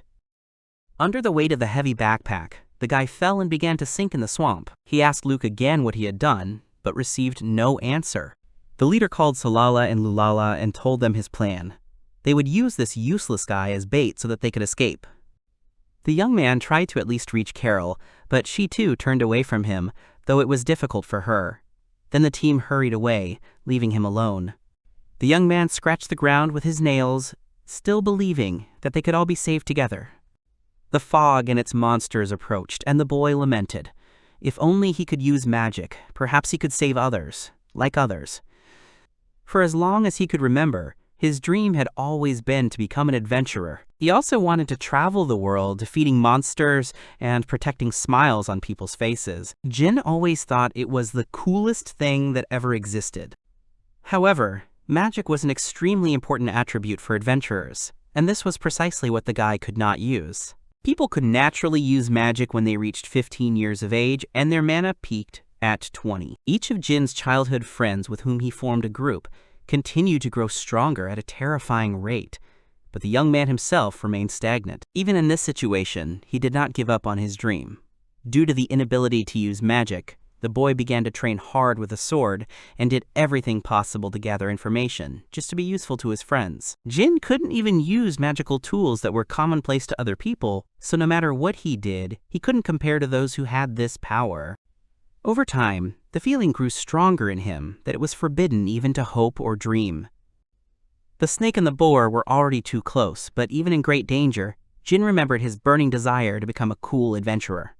The magical snake conjured a sulfur sphere, from which a dark aura poured out toward the boy. At the last moment, Minori appeared and used the black flame sword. She repelled the snake's dark magic, buying herself time. Jin looked in shock at the stranger who appeared. Riis and her friend made it in time. Coming closer, the elf clarified that they were almost late, and then decided to deal with the magical boar himself. The animal roared piercingly and rushed to attack. The hero, meanwhile, used the super magic of 2 elements, fire and wind, the spell Dragon's Breath, after which the dark creature rose into the air. The boy stared at Riis in surprise. He didn't expect to meet an elf. Minori told her friend that it had been a while since they had encountered any monsters that could survive their spells. For the hero, this was an excellent opportunity to hone his skills. He challenged her to defeat a magical snake using a maximum of 5 super spells. His friend readily accepted his offer. The elf also asked her not to worry about the trapped Gina, because he himself would protect him. Minori made a dissatisfied face and began to mutter resentfully that she herself would like to be under Riis's protection, but still went to fight the snake. The hero approached the captive and immediately realized that his comrades had abandoned him because he was unable to use magic. The adventurer's team seemed impossibly blind to him. The elf understood perfectly well that if the boy could not use magic, he had to train his body and mind, because Jin always believed that one day she would awaken in him, so he trained tirelessly. The boy couldn't understand how the elf knew this. Then, the hero pointed a finger at him and clarified that it was his persistence that made the young man brave. Riis didn't just touch it. He used the healing magic Saint's Smile. The young man was genuinely glad that the one who carried the, quote, courage factor was someone like this young man. Jean Fritz was 17 years old, and the turning point in his life was his encounter with the elf. The boy was surprised by the instant healing of his injured legs, even without the use of potions. His new acquaintance must have been one of the elves in the legends. Riis paid no attention to the wounded man's conversation, but looked at the backpack and wondered why each member of the club could not carry his own share of the luggage. Then the hero praised Jin, because he had done well and did not lag behind his group, carrying a heavy load on his back along the uneven forest paths. Then the elf asked if the young man had truly never resorted to magic. The boy bowed his head sadly. He knew that people usually used magical tools to carry such luggage, but Jin himself was born without magic and honestly admitted it. The boy couldn't even use specialized magical tools. The hero saw that his words were true. He couldn't detect any mana fluctuations in his body, but he noticed the young man's well-trained arms and legs. Apparently he trained well to compensate for the lack of magic. Suddenly the guy's hand began to tremble. If only he were stronger, then he wouldn't have been abandoned by everyone. Jin blamed not his comrades for leaving him to die, but his own lack of strength. It seemed to Riis that this child truly could have fully developed his quote. Then the elf explained to the boy that he truly had the talent to become a powerful adventurer. Or rather, the hero himself intended to make him one. However, Klein was not going to insist and bother Jin if he had already lost his drive to become one. He extended his hand to Fritz as a sign that if the young man still wanted to become a little stronger, he could grab it. A childhood dream of one day becoming a powerful adventurer and protecting people's smiles flashed through the young man's mind. He raised his head and said he still wanted to be like that. With tears in his eyes, Jin rushed forward and grabbed the outstretched hand. Riis noticed that both this boy and Minori had incredible determination despite their young age. He even began to feel like his past self couldn't compare to them. Then they exchanged introductions but were interrupted. The girl reported that the magical boar was running straight towards them. Fritz noticed with fear that the beast's fur was covered with thorns. This was strengthening magic. In this case, Klein decided to do the same and strengthened his arm with the strengthening magic Beast Fist. Next, he used enchanting magic, Lightning. Using two different types of magic, the elf was able to create a Thunder Fist on his hand. He asked Gina to just stand and watch. The boar approached, and Riis came out to meet him. This was the result of 100 years of his training. The next moment he struck the beast square in the head, and the impact caused lightning to form around him. Fritz was amazed by the strength of his new acquaintance. Then it dawned on him, because according to legends, elves were only capable of using restoration magic. The skills of this member of this race seemed simply incredible to him. The boar was dealt with, after which Riis casually suggested that Jin go to Minori. Suddenly, a voice came from behind them, its owner surprised. Suddenly, a dark cloud of fog appeared before them, and from within it came the same indignant voice, unable to understand how one of the reclusive elves had ended up there. Riis recognized it. It was the voice he'd heard in Grelay's memories. Apparently, it was that very magical beast. Suddenly, the clock began to expand, changing its shape. The elf noticed the incredibly dense miasma and began to worry about whether Jean would be able to cope with it. Even though it was too much for the guy, he was still conscious. Riis decided to greet the uninvited guest. He would have liked to say that he was glad, but the hero remembered that voice. 10 years ago, this creature attacked Grillet Garlanda in Kukure Fortress. However, its appearance had changed, and the hero suggested it was some form of dark magic. In fact, he was quite curious. Apparently, the creature had spent a considerable amount of time in disembodied form. Compared to its former self, the monster seemed weaker. The monster revealed that deep within the mausoleum, located in the sacred forest of Lital, his soul was sealed. When he was summoned again, he found himself trapped within this pitiful vessel. Until now, he had only been able to sustain himself with the mana donated by the Demon King's direct subordinate. Riis had heard of this mausoleum and read that incredibly powerful divine beasts were sealed inside it. This could very well mean that one of these divine beasts was sealed inside the magical katana. The Demon King's subordinate must have possessed an incredibly large amount of mana to be able to bind the soul of a divine beast to the body of a, quote, magical beast. The hero, determined to gain more information, casually inquired about the Demon Lord's impending revival. The boar replied that, as he himself had heard, this was supposed to happen within 3 years. This period surprised the young man, and the beast hoped that, with the appearance of the king, he would no longer have to remain in his current uncomfortable body. The elf noted with a smile. This option was only possible for the monster if it did not completely merge with the body of the magic boar. The beast must have understood what Riis was talking about, as it was now much closer to the magical beast than it had been 10 years ago. Even its incorporeal body was affected by its current form, causing it to begin transforming into a boar. The elf only said all this because the creature's time was running out. Upon hearing the bitter truth, the monster screeched in rage. The enraged boar rushed to attack again, and the hero managed to drag Jin out of its way by the collar. He then asked if the young man was all right, and he replied that he was. However, he was surprised by how willingly the magical beast was to divulge all the important information. Klein admitted this. It only happened because he used illusion-type magic, Mouth of Truth, on him. Jin was genuinely surprised the elf had even managed to do it.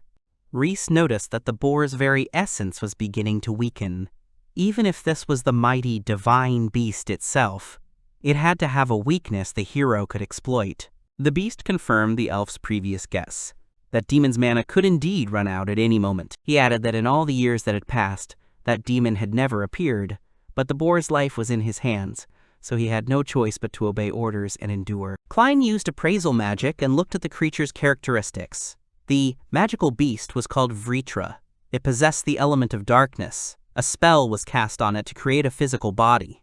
The caster was Wakwa Karma, who was the acting commander of the Demon King's army. Now Riis finally understood who the mysterious subordinate of the Demon Lord with limitless mana was. He asked Vritra, who had imprisoned him in his current body.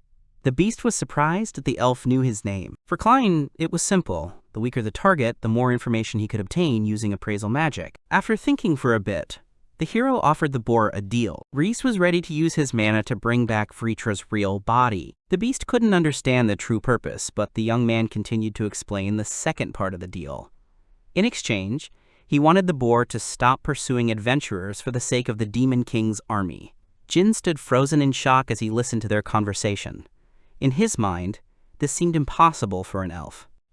The young man demonstrated his strength to those present, revealing the amount of his mana.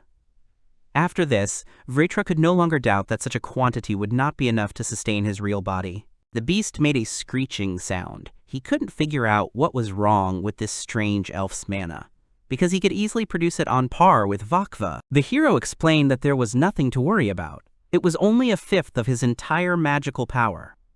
Apparently the shock had completely transformed Vritra into a magical boar. Then the beast asked with distrust whether Riis would ask him to do anything in return, and whether he would be able to fly freely in the sky again. Klein assured him that as long as he didn't cause problems for people, he wouldn't interfere in his life in any way. The guy supposed that he wouldn't mind talking to a boar once every 100 years. Vritra didn't hesitate to answer, and gave his promise, swearing his life. And that was the agreement. At that very moment, the soul trapped in the body of the magic boar began to return to its true form. In place of the beast, a huge dragon appeared. Jin was frightened by its appearance, and the hero found Vritra's true form to be very cool. This was his perfect body. The creature was 58 years old. Its appearance had changed to that of an ancient dragon. All its characteristics had changed along with the change of its caster. Klein asked the dragon how he felt now. He felt quite good, because now he could fly again wherever he wanted. He would then need time for his soul to settle into its new body. Fortunately for Vritra, the elf didn't plan to die for the next 9 centuries. He promised to provide him with mana whenever needed. From the young man's words, the dragon understood that elves had a longer lifespan than his own kind. After all, dragons only lived for 500 years, so he would have no way to repay his savior. Riis remarked that his new friend was surprisingly conscientious. The boy hinted that as thanks, he'd be glad if the dragon shared some delicious fruit or anything else he'd found during his travels. While it wouldn't have been a problem for him to share so much mana, the young man simply did what he wanted, at his own discretion. The hero had left nothing of value in his past life, but now he was certain Vritra would remember him forever after helping him return his body. This showed that his 100 years of training had truly been worth it. Draco considered elves truly strange, but he still asked for his gratitude. He asked the hero his name, and the young man introduced himself. Like the dragon himself, he wanted to live in the outside world as he chose. The boy considered himself an elf, who had managed to escape his cramped, small world. The friend laughed. This explanation was enough for him. They turned out to be the same in their desires and thoughts. The Black Dragon of the Dark Nights leaned his forehead against the hand of Riis Klein and swore a faithful oath of friendship to the hero. Taking advantage of the opportunity while they stood there, Vritra decided to express his gratitude. At that moment, something strange happened to the elf. The young man asked in fear what it was, but his new friend only evasively replied that it concerned his desire. The dragon rose into the air and promised to visit Riis when he had flown around the world, and flew away. It seemed to Jin that he disappeared from sight quite quickly, The guy agreed with him. He thought about the divine beast that lived for 500 years. Now it was his first long-lived friend that he had managed to find in the outside world. The girl called out to Riis, and she ran towards them, boasting that she had done it and was able to defeat the magic snake. He praised Minori. She still had mana left. Apparently her training was really paying off. She'd even managed to use perfect magic. Fritz was amazed by her ability to single-handedly defeat such a monster as that snake. In his opinion, the girl must have been an A rank, nothing less. Klein reminded the boy that this was no time to stand by with his mouth agape. They learned that there were 3 years left until the Demon King's revival. Minori was unaware of this, so she was very surprised. The hero walked up to the guy and put his hands on his shoulders. He was going to tell him something very important.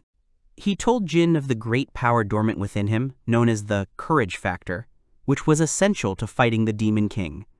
The young man couldn't believe he could possess such a thing. However, the elf considered him barely a human, capable of defeating the ruler, although the battle was going to be difficult. For this reason, Riis planned to make Fritz even stronger than Minori over the course of the next year. The girl continued to train in the practice of enchanting perfect fire magic, and the hero watched this. She used the sulfur flame sword and was about to attack Jin. The student was determined to give it her all, as this was already her 182nd training fight. 182 days earlier, the first day of training began. The boy was given a wooden sword so that they could train with it, even though it might be unusual for him. Minori explained that Riis personally made this weapon for Jin. It was special equipment for his training. The young man was to accept the wooden sword with gratitude. As far as the hero could see, the young man indeed had no mana, but he did have the necessary vessel to store it within him. The elf then suggested that Jin think of the vessel as a bucket and the mana as water. If you use too much water from the bucket, it will empty, but over time, the mana will replenish itself. At the same time, the vessel itself will expand slightly. Fritz remembered reading about this in a book on magical theory. The hero felt uneasy that the student already had some knowledge, so he turned his attention to the girl and asked how she trained. She remembered with horror how she hadn't been able to move a finger for an entire week. It was scary enough to frighten her. So Jin had to do the same. The guy decided to ask, if he had no mana at all, where could he get it? Klein intended to pour it directly into his vessel, until it was completely full. The young man will train himself to channel mana into his wooden sword. To do this, the hero installed a magical instrument within it that could collect mana. By following these simple steps, Jin will be able to increase his vessel, and at the same time, get used to controlling mana. Everyone was born with the ability to use mana, but it still had to be learned, just like people learn to speak.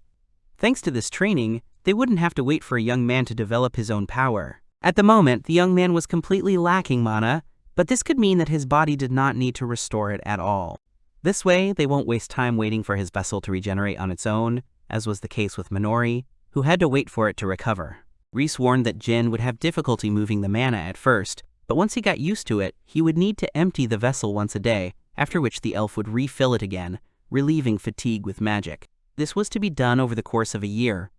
Klein was confident that with this technique his vessel would grow 30 times larger than its current size, and then the courage factor within would awaken. It would then grant the young man his own mana. However, Jin doubted whether he would really succeed. Riis reminded him that he had already talked a little about the courage factor. The young man already knew that only the possessor of the factor was capable of defeating the Demon King. The hero also understood how much the boy suffered due to his lack of mana. The elf's piercing eyes saw the enormous potential hidden within the boy. Jean Fritz had already taken the hero's hand, wanting to become stronger, so the young man asked if he had changed his mind. In response, the young man only gripped his sword tighter. The only thing he was good at was being very bad at giving up. With only 3 years left until the Demon Lord's revival, the boys didn't have time to just sit and wait, but Riis still wanted to place his bet on this child. The training continued. Minori was determined to give it her all, and that was all her opponent wanted. This was already the 182nd sparring match between them, and the same number of days had passed since the start of training. The girl advanced, and the guy tried to concentrate and become one with the sword, leave everything to its discretion, feel the flow of mana. She hit her opponent's weapon, but suddenly the magic jammer was activated. Riis was pleased with the activated defense, but Minori, although she admitted it was a pretty good job, still thought the guy had no chance. Confident of her invincibility, the girl sent Jin flying backwards with one lightning-fast blow. The young man did not lose his resolve and was ready to fight on. The elf understood this, but he could only use the healing himself once a day, otherwise the victim's body would be subjected to unnecessary strain. Then he used the, quote, goddess compass. Riis turned to leave, but Jin stopped him and asked about his success in activating the jammer with the hero's mana. This could mean he was able to use magic. The elf happily confirmed his thoughts. All of this was thanks to the boy's diligent efforts over the past 6 months. Tears welled up in Fritz's eyes. He stood up from the ground and decided, since it was time to train his endurance, to go practice swinging his sword. Minori tugged at the hero's cloak, reminding him of her presence. The hero felt ashamed for forgetting about her and decided to make amends. He patted her head, praising her for her hard work. Her rapid recovery after losing her mana was astonishing. The girl smiled broadly. After all, the boy was far from being able to defeat her. The hero was surprised by the student's sudden change in demeanor. Just recently, she had been so majestic, but the hero also liked her sweet behavior. Now that Jin has learned to use mana, the next step is to train himself to awaken his, quote, courage factor, and his own magic. According to legend, the key to awakening a hero's courage factor was overcoming a major obstacle with his comrades. However, Jin wasn't a hero yet. The elf wasn't yet willing to send him off on his own. But if he and Minori went with him, the young man would be less likely to get into a difficult situation. The girl pointed her finger to the sky and called Riis to look. A dragon, which Klein had not seen for a long time, was flying towards them. The hero was surprised by Vritra's quick return, since the mana couldn't have run out so quickly. The dragon calmed him down. He wasn't even close to using up the power he had transferred. However, the beast decided to show off his new skill. The huge dragon suddenly became small. Minori felt his cheeks, and he was cautiously soft. Riis theorized that this transformation was possible because Vritra's entire body was composed of mana. The student was delighted. She expected nothing less from the hero's power. She decided to go call Jin and make some tea, since they had a guest. The dragon replied that the demons were too annoying. The boy asked why he had returned so early. They explained to him that they were preparing for the revival of the Demon King by accumulating miasma with the help of magical beasts. So he decided to stay with him for a while, which surprised the dragon greatly. The dragon decided to deal with the demons so he could sleep better. The boy explained that he wouldn't be the one to defeat the Demon King. He explained that he had placed his bet on a child with the courage factor, who was being chased by a dragon. And that, even regardless of the factor and magic, the dragon will still be stronger than him. The dragon was shocked by his crazy ideas. The white-haired one only smiled and said they'd see about that. The girl asked Minori-san if he was getting too excited and offered him tea with a potion. Minori-san admitted that he couldn't help himself. He was constantly plagued by doubts. She asked if he knew the tale of how the hero defeated the Demon King. He replied enthusiastically that he knew. He had always admired this hero as a child. She explained that the hero is the one who defeats the Demon King. She advised him not to overthink it and just focus on who he wanted to be. The boy thought about what he wanted to be. Then he asked Minori-san why she worked so hard. She replied that Riis-sama said that he would defeat the Demon King no matter how many centuries it took. And even if they fail, he will find someone else with the courage factor who will defeat the Demon King. Minori-san is confident that there will be many people in the past and in the future who will cherish him. But she's a little disappointed. She doesn't want to leave their future to someone else. She explained that she wants to stay. Having said that he saw my memories, he went to Riis-sama's side and helped him as long as he breathed. Considering this, she assumed that everything would be fine if she herself became a hero and defeated the Demon King. The guy, smiling, said that Minori-san is very cool. The white-haired guy noted that this is already the 365th day since the start of training. She called his technique advanced enchantment magic, the fire sword. The girl said that it didn't matter how many times he neutralized her flame since she would use the enchantment again. The boy thought that wasn't enough. He wouldn't be able to defeat Minori-san using just a magic suppression spell. The dragon noticed that the boy without mana had become incredibly good. He excelled in both swordsmanship and magic in a short time. The white-haired man replied that he had already told him that people grow very quickly, and he proposed a bet. He suggested that if Jinkan's height surprised him, the dragon would grant him one request. The dragon agreed, reminding him that a bet worked both ways. The dragon said he didn't understand people. He couldn't understand why they didn't seek another path, given their short lifespans. The white-haired man replied that for both of them it was an obsession with a dream. The dragon noticed that he was too much like a human. The white-haired one asked him not to talk nonsense. He admitted that he'd lived for about 30 years as a human before his previous life came to an end. And compared to that, these two shone beautifully. The girl noted that he was able to dodge. The guy replied that this was their 365th fight, and he was already starting to get used to her manners. The dragon became alarmed and told him not to come any closer. The white-haired one reassured him, saying everything was fine. She whispered that she was using super magic. The dragon, appearing nearby, said it would be a waste not to enjoy such a fierce battle. The guy used some powerful technique, creating a flash of energy around himself. The girl and the white-haired boy were shocked. He could only mutter. The girl ran up to them, apologizing. She said she'd gotten too carried away and almost fried Vritra. The white-haired boy told Vritra that it was his own fault, because he had been warned not to fly too close. The guy was shocked, looking at his hand. He realized that it hadn't been the usual jammer he used. The dragon said the boy surprised him. It looked like he could use magic now. The boy objected that this had never happened before. But the white-haired man confirmed that the dragon was right, and this was what he had always wanted. He explained that the boy had used his own magic, not a magical tool. Jin-kun was stunned, unable to believe it. He asked Minori what she would say. She replied that she had attacked with all her might, but he had defended himself without any problem. She thought it was a wonderful and powerful spell. The guy noted that it happened on the 365th day. It was said that Jin-kun finally finished the training fight with his feet firmly on the ground. The dragon, enjoying his food, said that he wanted him to start the next stage of training tomorrow. White-haired agreed, saying his mana vessel had grown incredibly. He thought they were ready to awaken the courage factor. He explained that their goal would be to participate in real battles. At the same time, they would need to find comrades for the hero. He said Jin-kun would start by hunting monsters with Minori.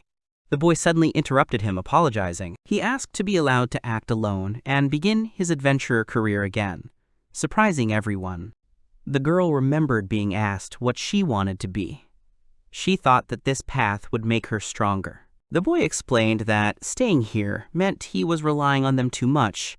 The white-haired man remembered how Jin-kun had once been betrayed. He said he wanted to be somewhere where he could help the people he cared about. Whitehair agreed, thinking that might be the key. He told Jin-kun that he would take Vritra with him. The boy asked in surprise, "Was it Vritra-san?" The dragon was also shocked that he would have to go with him. The dragon complained to Riis that he hadn't warned him. Riis replied that he had just decided so, and reminded Vritra that he had lost the bet. He remembered the terms of the bet. If Jin-kun's height surprised him, and how he'd admitted the boy had surprised him, Riis advised him to take the opportunity to study human life so as not to end up sealed again. Vritra enthusiastically agreed, saying he would accompany the boy on his journey. The girl thought that was wonderful. The girl asked if everything would be all right. He replied that Vritra was the strongest bodyguard, and Jin-kun needed comrades. It was said that Vritra was a fire dragon. Vritra promised to train him along the way, and the boy thought he would become one of the hero's pillars. He said goodbye to Riis-sama and said that he and Vritra were setting out on their journey, and he asked me to take care of myself. He said that he expected a lot from him. She noticed that Riis-sama looked lonely. After all, Jin-kun had left to become a hero. Riis admitted he felt lonely, but more than that, he was struck by how he was beaming. She agreed, saying he was a very hard-working boy. The girl firmly said that she would stay by Riis-sama's side. He thought he didn't want to dissuade Minori. She admitted that she had always been afraid, knowing that one day they would have to part. He said he was simply turning a blind eye to the obvious fact. He realized that both Minori and Jin-kun were living life to the fullest, while he was just using his long life as an excuse to just pass the time. He thought it was exactly the same as it was in his past life and kissed her. He said that he loved Minori and that he wanted to live a life with them. After a while, he called out to her. She turned around in surprise, asking what was wrong. He asked if she had a minute because he needed to talk about something. She asked what it was about. He said he was thinking about what to do. The girl agreed that they couldn't sit still, although the other one was enjoying this life. He said he was going to the demon territories, to the Dals. The girl asked in surprise, "To Dulles?" He explained that he'd seen it in Vritra's memories. He explained that this was the forest they now lived in, and that if he was right, the Demon King rested in its deepest part. He confirmed that a demonic race lived there. She asked in surprise if that meant there were demons in the forest. She said his words were hard to believe. He replied that he didn't blame her, but they still hadn't been able to detect their presence. He suggested it was suppression magic. The same kind was used in the elven barrier, so the girl agreed it was possible. The young man said the truth was that he knew absolutely nothing about demons, neither their numbers nor their ecology. He explained that he didn't even know the Demon King's goal, and to ensure Jinkun's generation could defeat him, they needed to learn as much about demons as possible. He asked Minori if she would go with him. She jumped in surprise. She happily agreed. He explained that within 3 years, the hero and Jinkun would be on the front lines. And so that he could always be with Minori, there are things that he must find out. He said they were there. She was surprised because she didn't see anything. Suddenly, half of the magical beast's body appeared. He shouted, "Hellgate!" and realized that this was indeed the entrance. She noticed with surprise that the landscape around her had changed. He assumed they'd installed a one-way barrier. You could leave it, but you couldn't enter it. He sensed a thick miasma. Saying that this was the beginning of demon territory, he commanded them to proceed. They saw another destroyed village. He noted that they had been in the Dals for a month now, but hadn't encountered a single demon. He assumed the village had been attacked. Since there were traces of magical power left, he said they needed to be careful. She said the number of monsters they encounter is constantly growing, and they're also getting stronger. He asked Minori how she was feeling, saying he'd used purification magic, making the miasma's effects seem non-existent. She said that it seemed to her as if the village had been destroyed not long ago. She asked if those were the sounds of battle. Riis confirmed her guess. Some man was shouting at the animals to get out of here. She exclaimed in horror that demonic beasts had attacked people, and she assumed that since they were in the Dallas, that was it. People screamed in horror when they saw them and asked if they were demons. The old woman noted with surprise that they were hornless. He thought that by giving in to the moment he had helped them, that they were demons, and he had to. He tried to stop Minori. The old woman noted that the person in front of her was both a human and an elf. He asked how they had ended up in this place, and why they were okay despite the miasma. The village elder thanked them for their help. Since it was already getting dark, the headman invited them to stay with her. To Minori's surprise, Riis said with a smile that they wouldn't refuse. The old woman asked them to follow her. She asked Riis why he was so easily approached by this person. He remarked that the house's style reminded him of Japanese. She mentally corrected herself, asking why he was so easy to contact with this demon. He told Minori that their goal was to gather information. Since they weren't showing any hostility, he suggested they wait and see how things went for now. The old woman apologized for keeping them waiting and offered them something to eat, although she wasn't sure if they would enjoy the local food. She thought the food looked perfectly normal. Besides, she'd been watching the cooking and hadn't noticed she'd added poison. She said it was delicious. Such a delicate flavor, very similar to what Silpha-san used to make for them. The old woman said she felt as if her son had returned. He also noted that the food gave her the same feeling. He told her that along the way they had visited many ruined villages. He asked if her son had become one of the monsters. The old woman replied that her son had abandoned the old people. She explained that he had decided to leave the village. Minori asked, surprised, why? The old woman added that all the local young people had left. She said that 3 years ago, they said they would lend their power to the Demon King and everyone left. From then on, she said, they couldn't resist the attacks. Minori realized that demonic beasts attack demons just as they attack humans. The old woman, sitting by the hearth, thought that this was not at all what she expected to see. Minori began to help her with the dishes, although she was embarrassed when the old woman thanked her. He recalled that the moments spent with the woman who was like a mother to him were some of the happiest in his life. The old woman told Minori that the woman must have really enjoyed spending time with him, and that would be great if that was true. She was sure that there could be no doubt about it. The girl introduced herself with a smile, saying that her name was Minori. He thought he'd read in books that demons were enemies, but he didn't sense any hostility from the elders in the village, unlike the young people who had left 3 years ago. He thought that if the Demon King were to be reborn, Kuwata-san's son would fight against the humans, and he supposed, would have to intervene a little.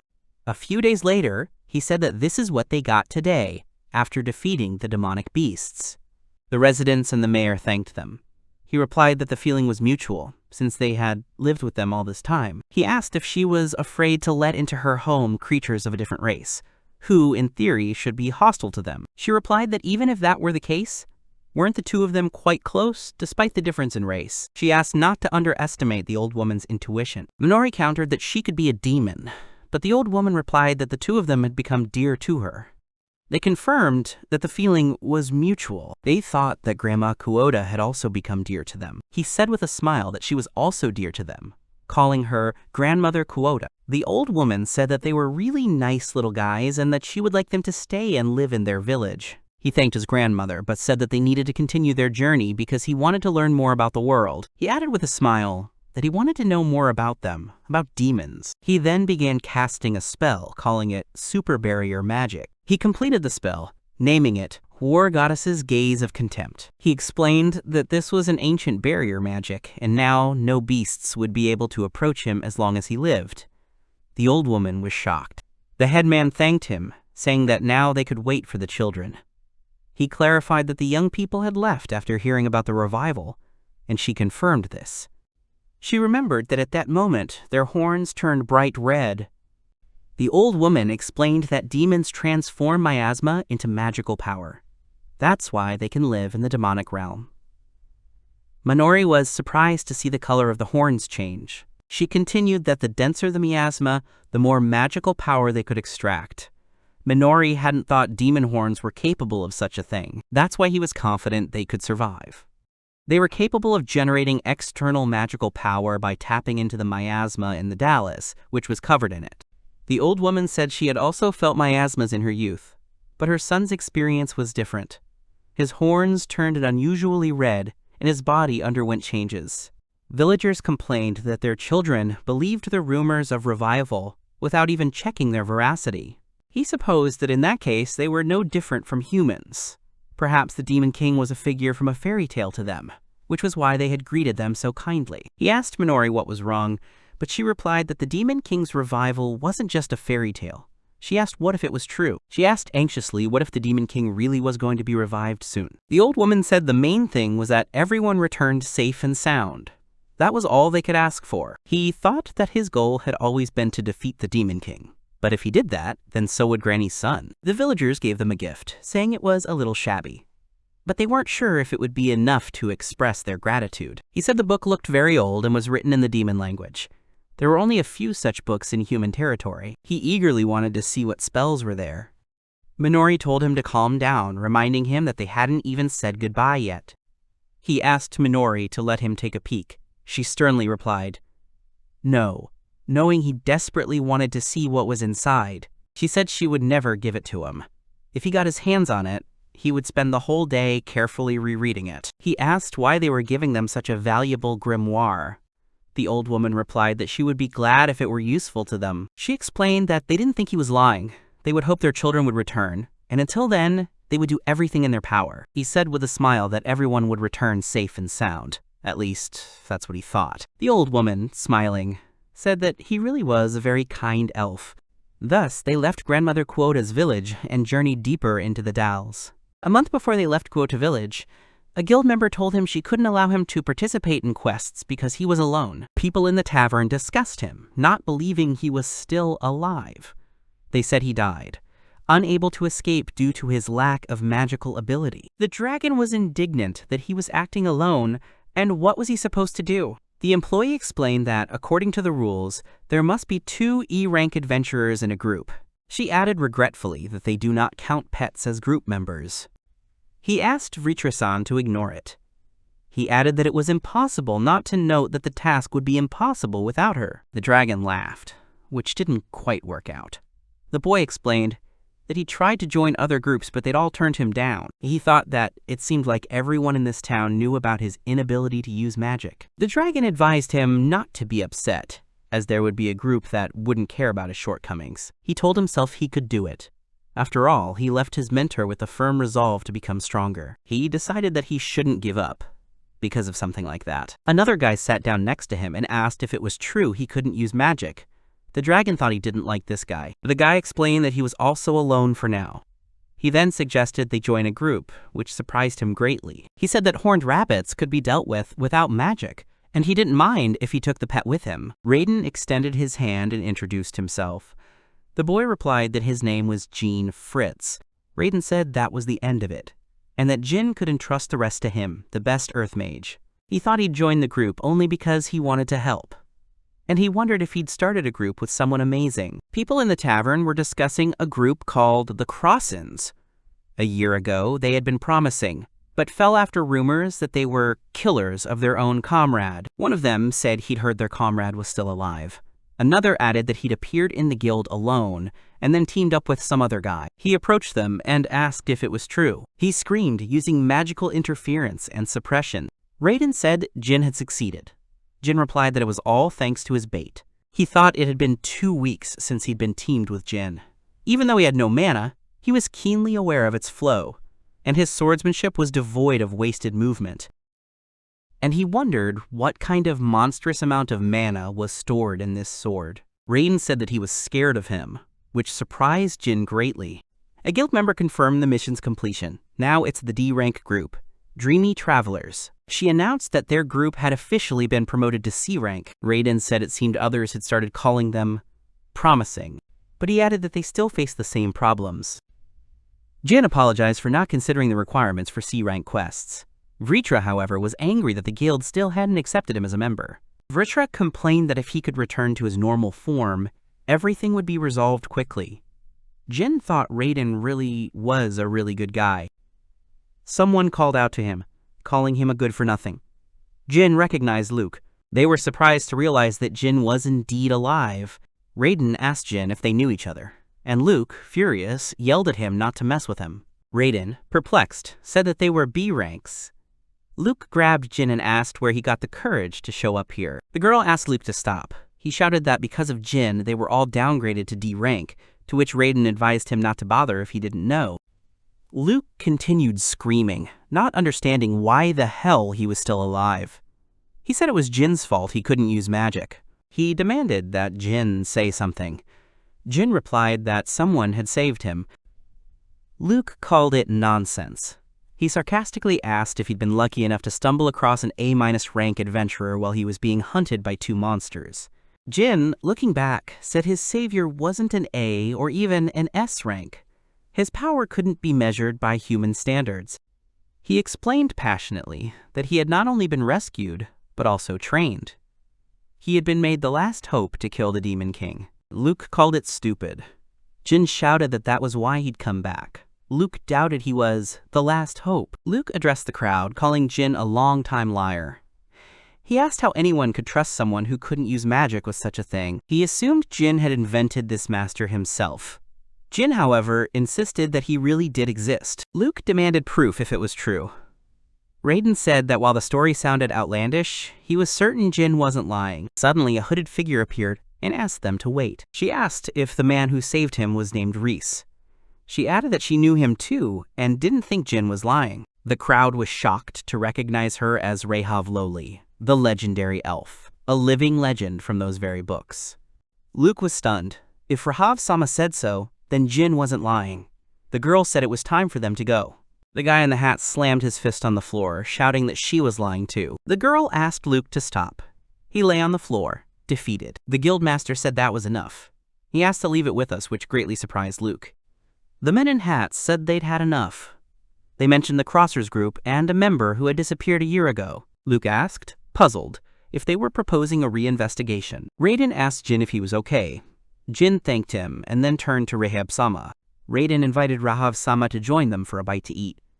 She replied that she simply heard a familiar name and decided to interfere in something that wasn't her business.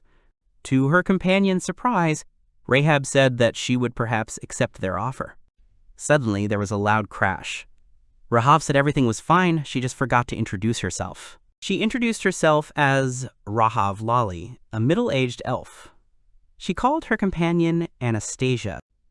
Anastasia complained that Vritra was only bragging, while all he could do was light a cigarette. The dragon countered that it was because of his smaller version. Raiden teased him, saying he used to have so much energy he could burn down an entire city. Vritra screamed in rage. Vritra called him a charlatan and said Riis had tricked him. Jin countered that Master Riis couldn't have been so mistaken. Anastasia, however, thought the dragon wasn't lying. Rahav said she saw a vague disruption in his magical circuits. It was likely due to the careless use of mana by the one who treated him. She asked if Jin-kun was Riis' student. He happily confirmed that he was. She said she had endless respect for Master Riis, and now she would have to keep an even closer eye on him. As they were leaving, Vritra asked Rahav what her relationship was with Riis. The dragon asked his question again. She said that if he remained silent, she would fix the magical circuits in his body. She added with a smile that the master must still correct the mistakes of the students. The dragon exclaimed joyfully that his mouth was shut. Rahab thought about something.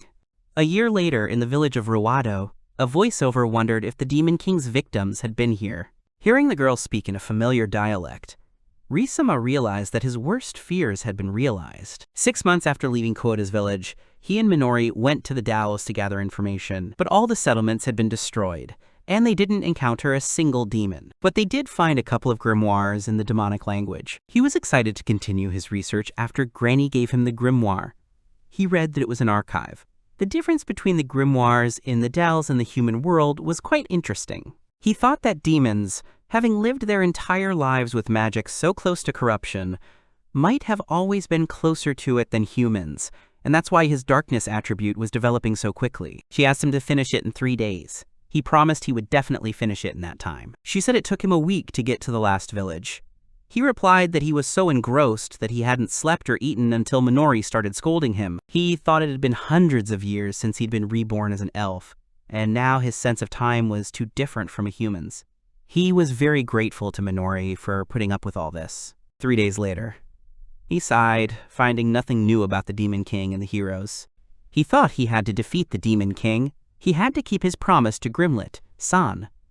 But as long as everyone remained alive, he would be happy. He thought that millennia had passed since magic emerged, but there was still no concept of magic that could transcend time and death. But what about the Demon King? He has been defeated many times, but he still comes back. He wondered if it might be a matter of power beyond this world. The book said the Demon King died and returned many times.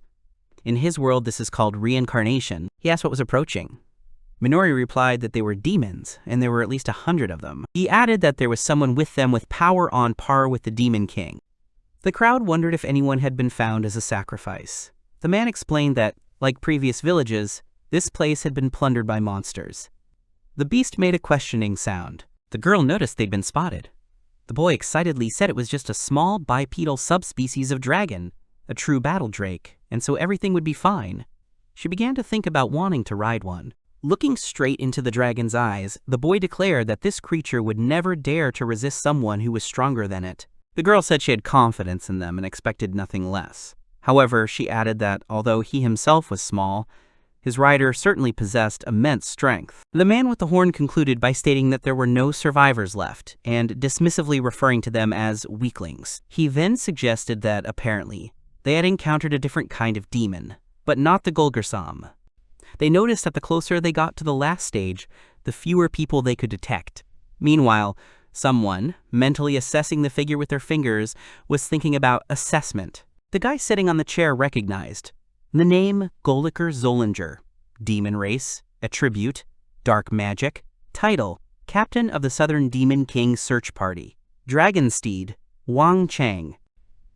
Joyfully realizing that the magic had actually worked, the boy then turned to Risama and said that the creatures had red horns, emphasizing that he had never seen anything like them before.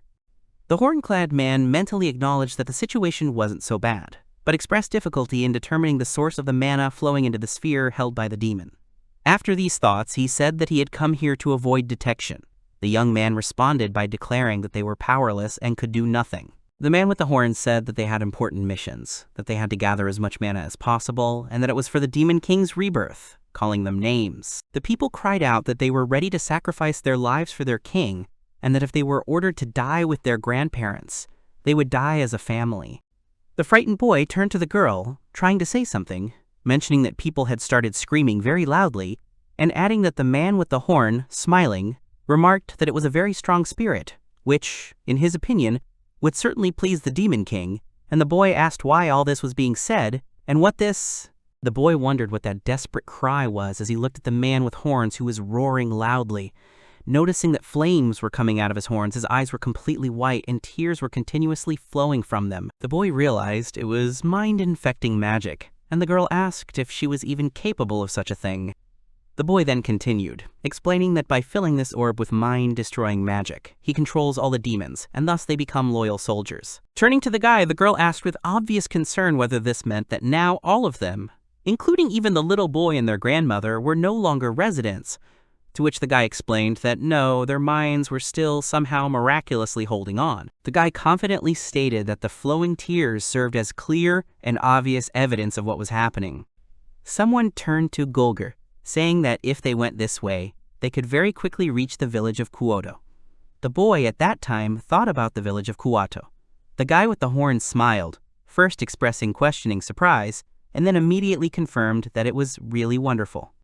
The man commanded them to move, to which someone expressed deep gratitude in response, while a certain person privately thought that if such a move could help their demon king, then the grandmother and all the other members of their family would experience true happiness in serving him. The guy gently placed his hand on the girl's hand, calling her name, and the girl immediately turned around, assuring that everything was fine. The guy nodded his head affirmatively and, turning to Minora, clearly said that he completely understood her, and that now was the best time to carry out an ambush on these soldiers. The man with the horn picked up a sound and declared that there were survivors there, then asked in bewilderment how they had been missed, and gave the order to catch them immediately. The boy with white eyes and two horns replied that he understood the order completely. The man with the horn, having started to say that it was for this very specific reason that he did not love, did not have time to finish his thought when a very large and extremely loud explosion was heard directly among the houses located in the village. The man turned to the boy, asking what it was.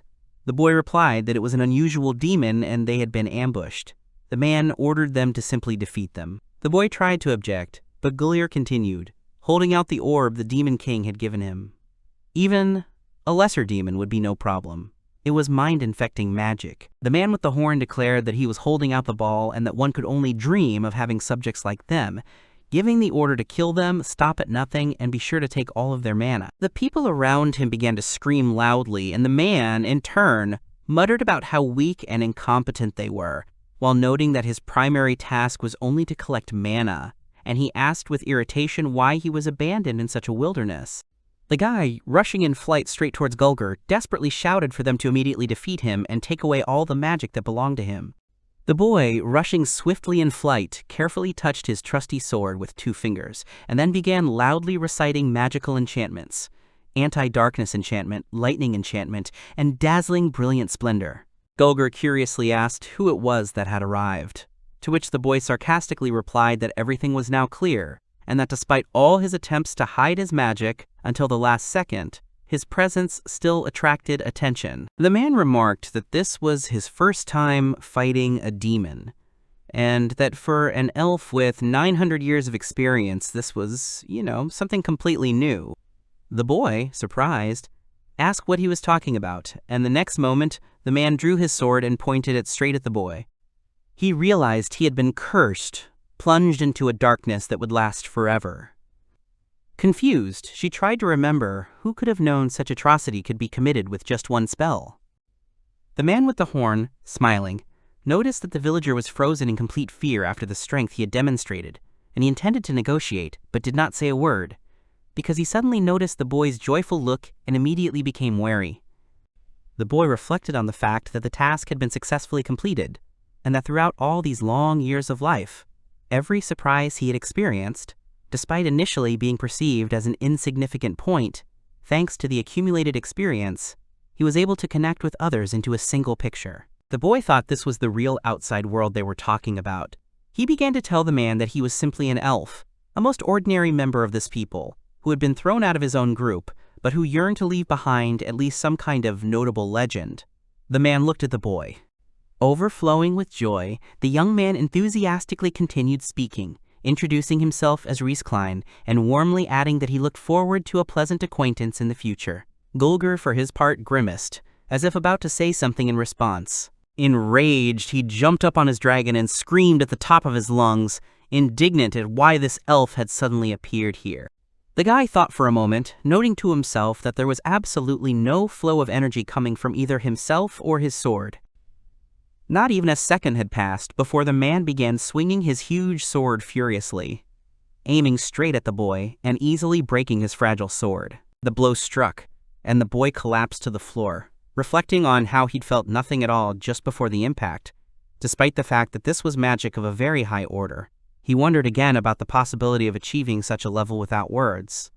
The man began to say that the boy was incapable of defending himself against such a level of power, and declared that weaker races must die. The man declared that before the boy departed for the next world, he wanted to ask him just one question. Was he really one of the heroes? At that moment, the frightened boy frantically thought about heroes. The girl ran down the street, and suddenly a voice started calling her name and saying that Minora needed to lure out all the lesser demons. The girl ran to the boy and said she understood everything. The boy explained that then he would have the opportunity to fight the leader, and the girl asked if he wanted to fight him one-on-one. The young man, plucking up his courage, announced there was one more thing that needed to be discussed, to which the girl curiously asked him to clarify what exactly he meant. The young man solemnly declared that she was destined to be the key that would unlock their path to absolute victory. The guy, unexpectedly for both of them, dropped to one knee right in front of the girl, and with hope in his voice said that it was she who would have to fulfill the most important mission to free absolutely all the demons under evil control, and the girl, having collected her thoughts, looked at him with a look full of determination. The girl, standing confidently on the ground, said that she would definitely cope, wished Riis-sama good luck in the upcoming battle, and quickly ran towards the crowd of people with horns, who, upon seeing her, began to shout that it was she, and immediately after that the girl began to cast powerful fire magic of the highest level. The girl let out a piercing scream, and at that very moment her hair, as if obeying an invisible force, miraculously flew up, and a powerful stream of magic and fire burst from her palms. The phalanx, holding its breath, watched this unprecedented spectacle in fascination. The boy was running forward with all his might, when suddenly a deadly spear swung right in front of his face. Instinctively stopping, he mentally noted that this was the very thrust he had been expecting. The boy mentally reproached himself for not noticing the enemy's approach until the very moment of impact. Although she was not a simple woman, she skillfully used her magic without a word. The man with the horn addressed the boy, demanding to know immediately, before he breathed his last, who exactly had sent him here. The man, looking at the boy curiously, asks if he's truly one of the heroes. The boy, completely confused, asks in surprise what he means by, quote, heroes. The man, smirking, continues, saying that they're certainly lucky, and the Demon King will be overjoyed. Gulger continued smugly, saying that if all these so-called heroes were such pathetic representatives of the lower races, then they would be able to take over the entire world without any problems, and then he looked angrily at the boy, making it clear that he would now grind him into dust. The man dramatically extended his hand forward, and incredible magic began to flow from it in a spherical shape. He lifted the boy high into the air with his magic, and the boy thought that this was magic used without words again, and probably advanced water magic, and the difference in power and skill between them was simply enormous. Gathering his last strength, the boy began to pronounce the words of an ancient spell called Wind Roar, putting all his will into them and calling on his magic, and deep down he sincerely hoped that at least this time a miracle would happen, and his efforts would not be in vain. Suddenly a spear appeared, and the boy panicked, thinking that it was a spear made of earth, inside the flame, which he absolutely did not understand how this was possible, because before this there was only earth magic, and now it was unclear how he would be able to resist this magic at all, not even knowing what new attack he would use in the next moment. The boy frantically ran away, while the man, grinning maliciously, shouted after him that, of course, he had no choice but to run, and added that the Demon King and Vahia-sama had clearly greatly exaggerated the danger that these so-called heroes could pose. As he ran, the boy thought frantically, and thoughts flashed through his head about the fact that, in addition to the obvious, that they were in a cursed forest, where the concentration of filth was incredibly high, and the unpleasant fact that with this horn, his mana was practically unlimited, On top of everything else, this guy also uses magic without words. Memories of how he once met Rahav in this very village came to mind, and she had a huge number of all kinds of magical tools with which she easily used magic without uttering a single word. But, apparently, this opponent does not possess such tools, and here and now he seems definitely stronger to him.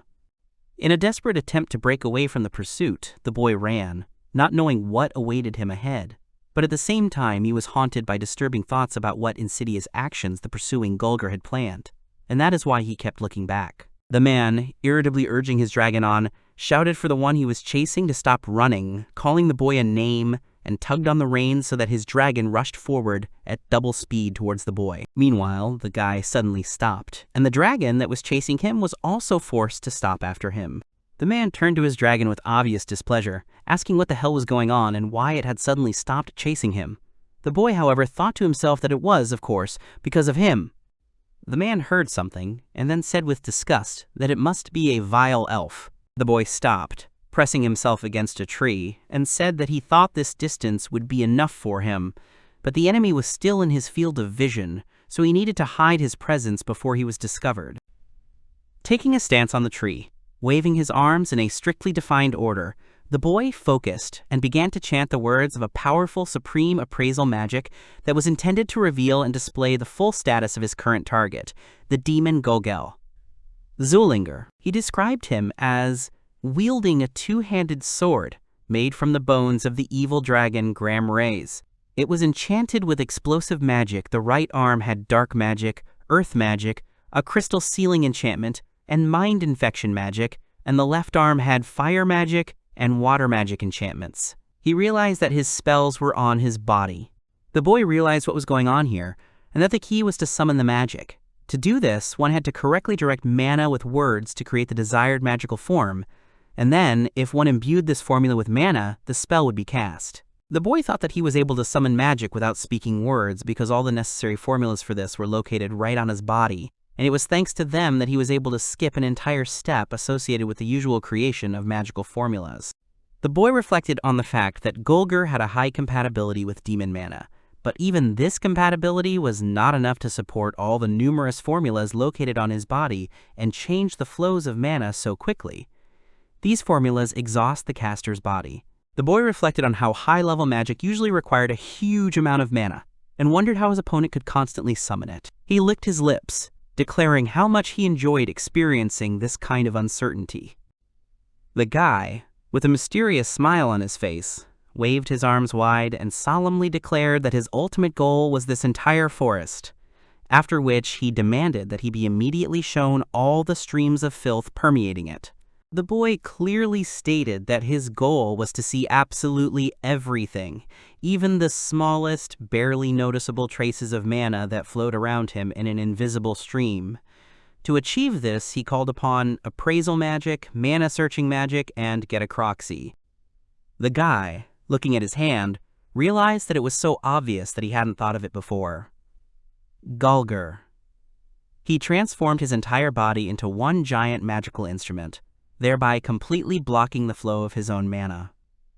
He realized that they were going against the very essence of the body, so he never even considered it. The guy decided that he should then try to create a magic formula and securely attach it directly to the pad of his finger. The boy thought that if he were to block the flow and gather the mana directly into his hand, then, when he extended his finger, something suddenly spilled out of his hand. He, frightened, uttered some kind of exclamation. The boy realized in his thoughts that he had accidentally forgotten to hold back the flow of mana, and when he was about to try again, he suddenly heard the characteristic sound of a man rapidly approaching. The boy suddenly became frightened, thinking that his adversary had probably returned to the village.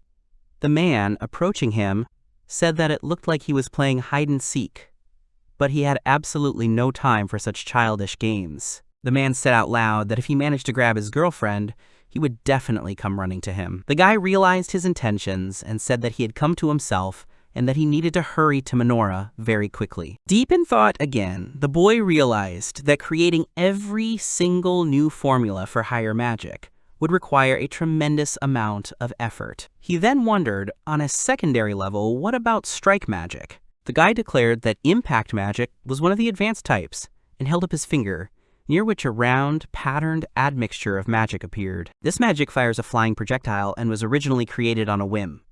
It's not particularly powerful, but its simplicity makes up for it. He thought he'd succeeded. He'd managed to limit his mana, and he'd never experienced anything like it in his 108 years. The guy closed his eyes, immersed himself in his sensations, and thought that he felt incredibly warm, as if something soft and pleasant had completely enveloped him, and after that he decided to try again. The boy extended his fingers, and to his surprise, a ball of magic suddenly emerged from them. He involuntarily made a short exclamation sound in surprise. The boy made a noise with a nervous but joyful smile, as if he hadn't expected it. The man, seeing his magic, wondered if he decided to show himself and why he couldn't keep track of his magical vessels. The boy thought he'd planned for a slightly lower power. The man grew furious and, shouting loudly, demanded to know how the sneaky elf had managed to conceal his presence. The boy, addressing himself, remarked that at least the enemy would definitely return. He continued his thought by stating that, among other things, he could now also apply all of his recent discoveries directly into practice, and it seemed he was talking about the prospects of using fire magic. The man riding the dragon shouted loudly to Trador, confidently declaring that what was proposed would not work. The boy seemed to fall to the ground right in front of the man with the horn, and the latter, clearly angrily, said that he had finally deigned to show himself. The boy extended his hand toward the man and began chanting the words of the ultimate physical enchantment magic, known as Tir Azkod. The man, smiling broadly, began to say that while he certainly contained the attributes, it would be of no use to him. They continued to fight with magic, and the boy suddenly realized his spell had been reversed. The man, meanwhile, sternly declared him lost, calling him a damn elf, but something suddenly alerted the man himself. At that exact moment, the boy swiftly thrust his fist forward and clearly cast the spell, Strike Magic, releasing its powerful energy, which rushed straight towards the defenseless man. The horn-wearing man, expressing surprise, growled that this boy, too, could cast spells without speaking. The boy, smiling, declared that he had just mastered the art thanks to the man himself. The man collapsed to the ground under the powerful impact of the boy's magic. Meanwhile, he considered the situation and thought that if he managed to seal the horn, which was the boy's main source of mana, he would no longer be able to use magic. He asked himself if this was true. The guy said that this was not all, stretched out his hand, from which black coils of magic began to writhe, saying at the same time, "Dark magic cat, sticky whip," and wondered what to do now. The man, who found himself in a sitting position, tightly wrapped in a magical whip, suddenly came to his senses and, expressing extreme bewilderment, exclaimed what the hell was going on. The boy asked if he had come to his senses. The man angrily declared him simply awful and, closing his eyes, began to work his magic using his horn. He growled, wondering furiously why the hell he couldn't use magic, and cursed the boy, calling him a vile elf who dared to use his dirty tricks on him. The boy calmly replied that he didn't know. The man, filled with anger, said that he didn't care at all, because his absolutely loyal soldiers would soon arrive here, and although they might resemble dogs, without using the power of the magic crystal, the boy had absolutely no chance of winning. The man, looking at his subordinates, told the boys that the moment had come to demonstrate their unquestioning loyalty. The boy, with a triumphant smile on his face, answered the man that all his mind-infecting magic, which he was so proud of, had already been completely dispelled by them. The man, confused, asked a short question. The boy then continued, addressing Minora, and explained that she would be the decisive key to their victory. The girl, confused, asked what she should do. The boy asked her to lend him the ball for a second, and she immediately handed it over. The boy closed his eyes, concentrated, and uttered the ancient words over the sword, "Anti-darkness enchantment," and immediately, incredibly powerful magic emanated from the sword. The girl, simultaneously overcome with intense fear and undisguised delight, began to ask, exhaling in shock, "Is this?" The boy answered the girl, explaining that this spell was found in one of Grandmother Kuota's ancient grimoires. It contains a powerful anti-magic element, has the power of inversion and the ability to completely ignore the laws of this world, and, in addition, it can only be used by the Demon King. When he read this, he thought that if the horn was something special and very important to the demon, then perhaps he could borrow it for his own purposes. The girl asked Riis-sama what exactly she should do. The boy replied that if she could reach the demon's horn with this sword, the power of inversion would do the rest for her, and the demon would be freed. The girl asked that no one be hurt during the process. The boy looked at her and told her not to worry so much, assuring her that she would definitely succeed, and then handed her the sword. The elf said with deep feeling that the only person he could trust completely and unconditionally was none other than Minora, and the girl, in response with a face full of determination, solemnly declared that she would not let him down under any circumstances. A loud cry was heard towards Golger, ordering him to be killed and his mana to be taken at any cost. Still keeping his back to the man, the boy explains that this is why his friends won't come to his aid. The man grows angry and asks how he dared use magic so many times. The boy continued to say that, despite everything, it was only thanks to the man that he was able to learn to cast spells without speaking. The man began telling him to wait, but the boy, ignoring him, continued that he was now going to try it on him. The man began to shout and protest, ordering him to stay back. The boy, with a sly grin on his face, slyly said that this was exactly the moment he had been waiting for, and in his eyes, as if in a mirror, absolute and all-consuming power was reflected. The boy with the horn sat with his eyes tightly closed, and the girl quietly approached her, after which she asked if he had regained consciousness and was awake. She turned around and asked if she was human.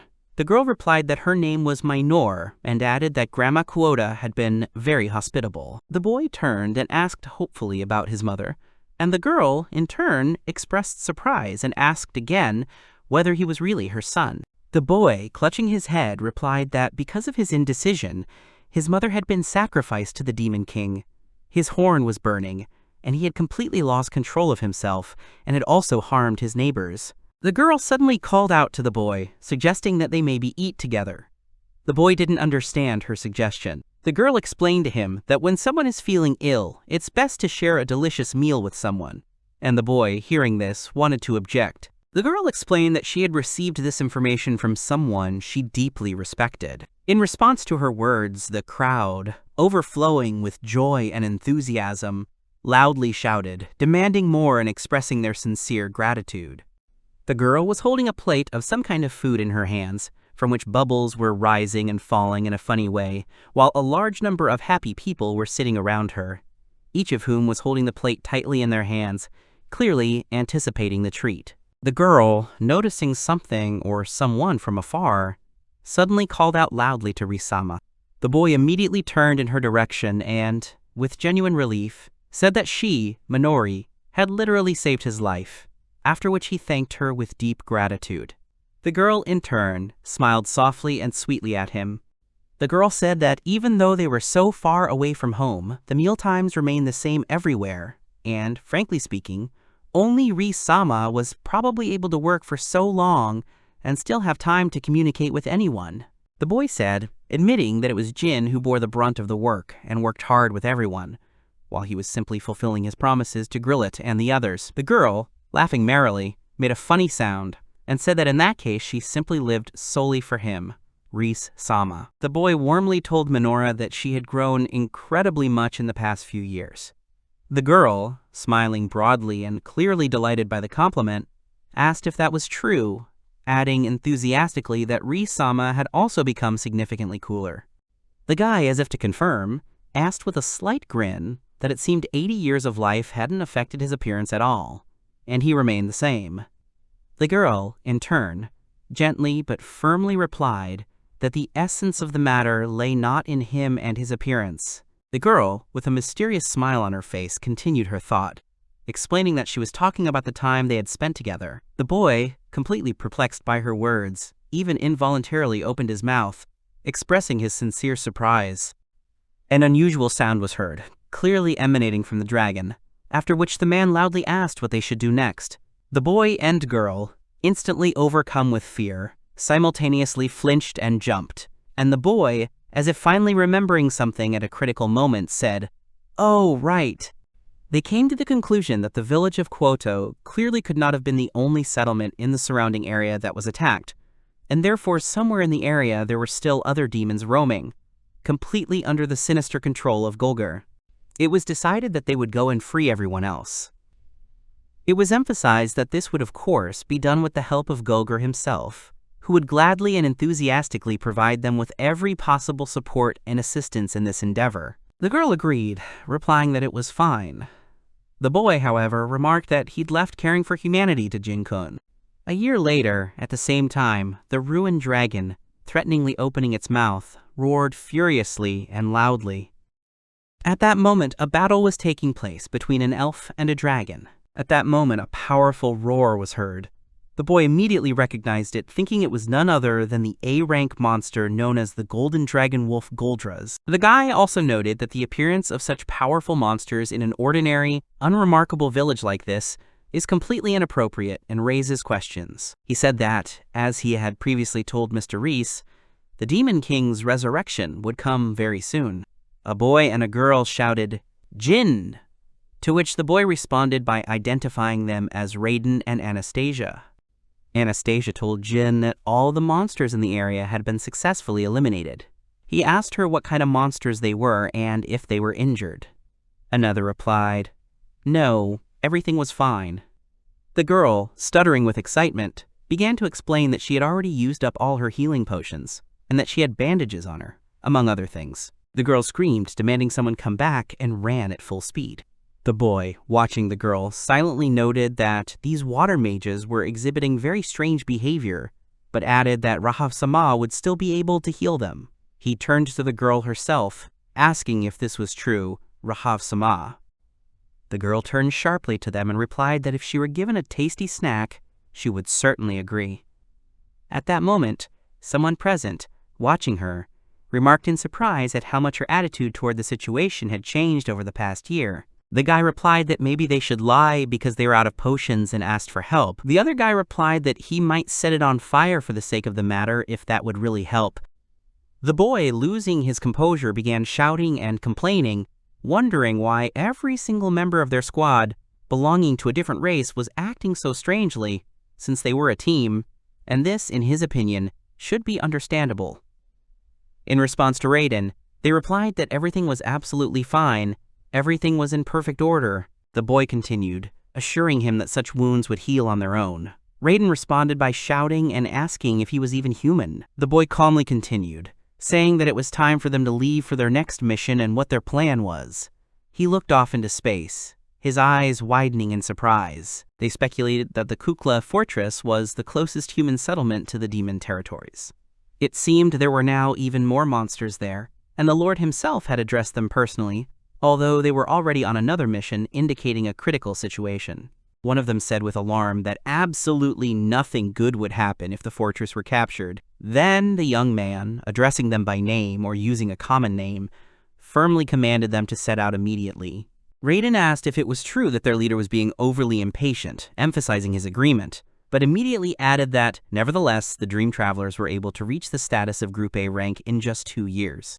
Jin replied with complete confidence that she would always support him and follow him, as he had an amazing ability to cope with tasks that at first glance seemed absolutely impossible. It was reported that a fierce battle was currently taking place in the Kukli fortress, where people were confronted by a huge creature. The hooded wanderer, addressing them, said that Gullivis-sama had been waiting for him for a long time and politely offered to. The man apologized for the wait and then asked if he was the leader of their entire group. The man in glasses, turning to him, politely asked if he understood correctly that it was Jin-san in front of him. The guy noted that in front of him was indeed the real ruler, Galeus Gorland, and he himself was feeling extremely excited. At that moment, the bespectacled man, turning to him, said he'd heard so many good things about him. The boy, stuttering with intense emotion and respect, replied that it was a great honor for him. The man, slowly sitting down on the sofa, explained that he needed them to immediately go to the ring forest of Vaster and defeat absolutely all the domestic demons that were there.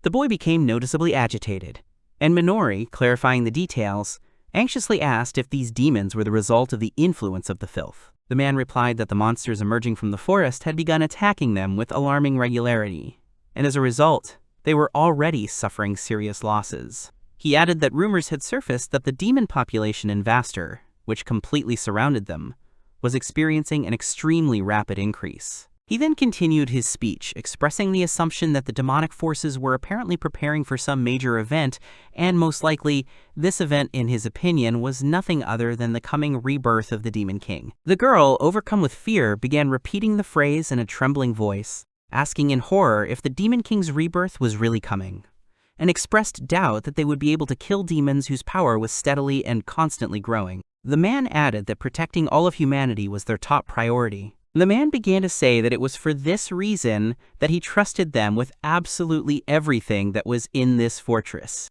The boy, clearly showing concern, began to tell the man that the gentleman must understand that they were just newbies in this business, who, moreover, had only recently managed to reach a rank. One of them suggested that perhaps it would have been more appropriate to select someone better for the mission. The other immediately acknowledged Raiden's point and asked not to be misunderstood, emphasizing that he was nonetheless very happy that they had been so highly regarded. The boy continued asking questions, perplexed as to why. The man, adjusting his glasses and bringing them closer to his eyes, said that while demons burned with impatience awaiting their king, humans also believed that very soon someone would appear who could vanquish all evil. The man continued his speech by mentioning someone who looked very much like the hero from the old fairy tale about the hero who could not do magic. The man continued to explain that rumors had already begun to spread among the people in the area about Ginny Fleeds, a boy who, according to him, had been entrusted or ordered to study with an elf who lived in the forest. The boy, smiling, began to say that he did not think that anyone would believe this story, but before he could finish his sentence, the man in glasses interrupted him and began to reason that Riis Klein-sama and Minori-sama were incredibly strong, after which he asked the boy if he agreed with his opinion. He, somewhat taken aback, asked how he knew the names of his teacher and senior student. The man replied that, you see, just like his parents and the boy himself, he too had been indebted to Riis-sama throughout his life. The boy asked if that was true. The man explained that after hearing the words spoken aloud, he immediately became fully aware that both he and the other person were sincerely trying to fulfill the long-standing promise made to his father. He continued, stating that he therefore understood them perfectly, and since Riis-sama himself had expressed his trust in them, he, guided by this, would do the same, and therefore urged them to accept his proposal. He then asked them to take on the role of the main protectors of all humanity, emphasizing that the Dreamy Travelers team has always distinguished itself by accepting requests of absolutely any complexity. Rising from the couch, the guy announced that they were now committed to guaranteeing the client's satisfaction, after which the man expressed his sincere gratitude for these words.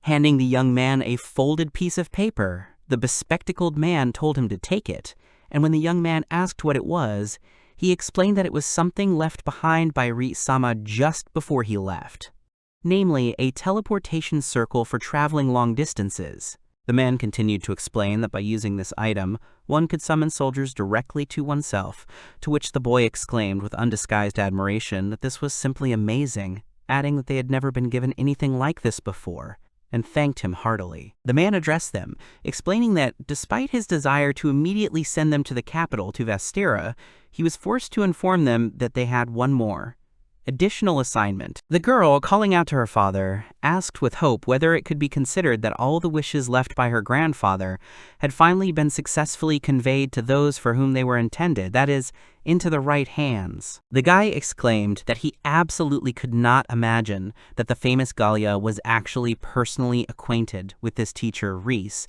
about whom his friend was constantly harping, to which his interlocutor, in turn, responded by openly admitting that he himself, was quite surprised by this fact. The girl turned around and asked if Risa had really chosen him personally, seeing potential in him, to which the guy, in response, said that he, at least, was ready to believe it, adding that the reason clearly lay not only in this. Continuing his speech, the man noted that the appearance of the Holy Sword was extremely timely, just before they were supposed to go to the authorities, and urged them to go without delay to obtain this sacred weapon. After the question was asked to clarify whether the holy swords were real and whether they actually existed, all the assembled boys opened their mouths and widened their eyes in a single burst of amazement. In a rude and rather frightening tone, the man in glasses clearly pronounced the demons' names, treachery, and following it, vava, karma. It was said that this demon forced the speaker's father, Giddel Gorlin, to retire a decade ago, and the boy asked if this was the same Lord Orlando who was later made the god of war. It was further added that this demon now stands at the head of the demon army until their king is reborn.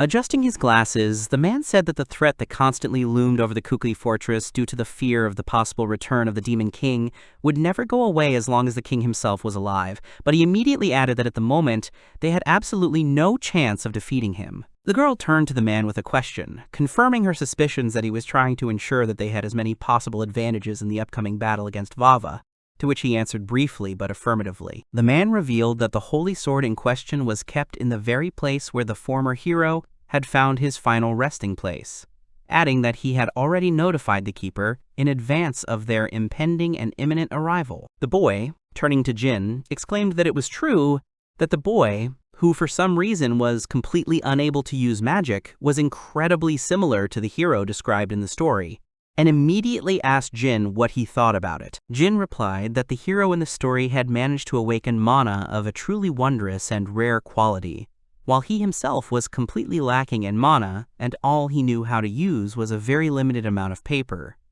He also mentioned that the teacher had pawned the sword. Continuing his thought, Jin doubtfully stated that he had absolutely no confidence that the supply of mana contained in this wooden sword would not run out quite soon, but he expressed a timid hope that perhaps the appearance of the holy sword could radically improve the current situation.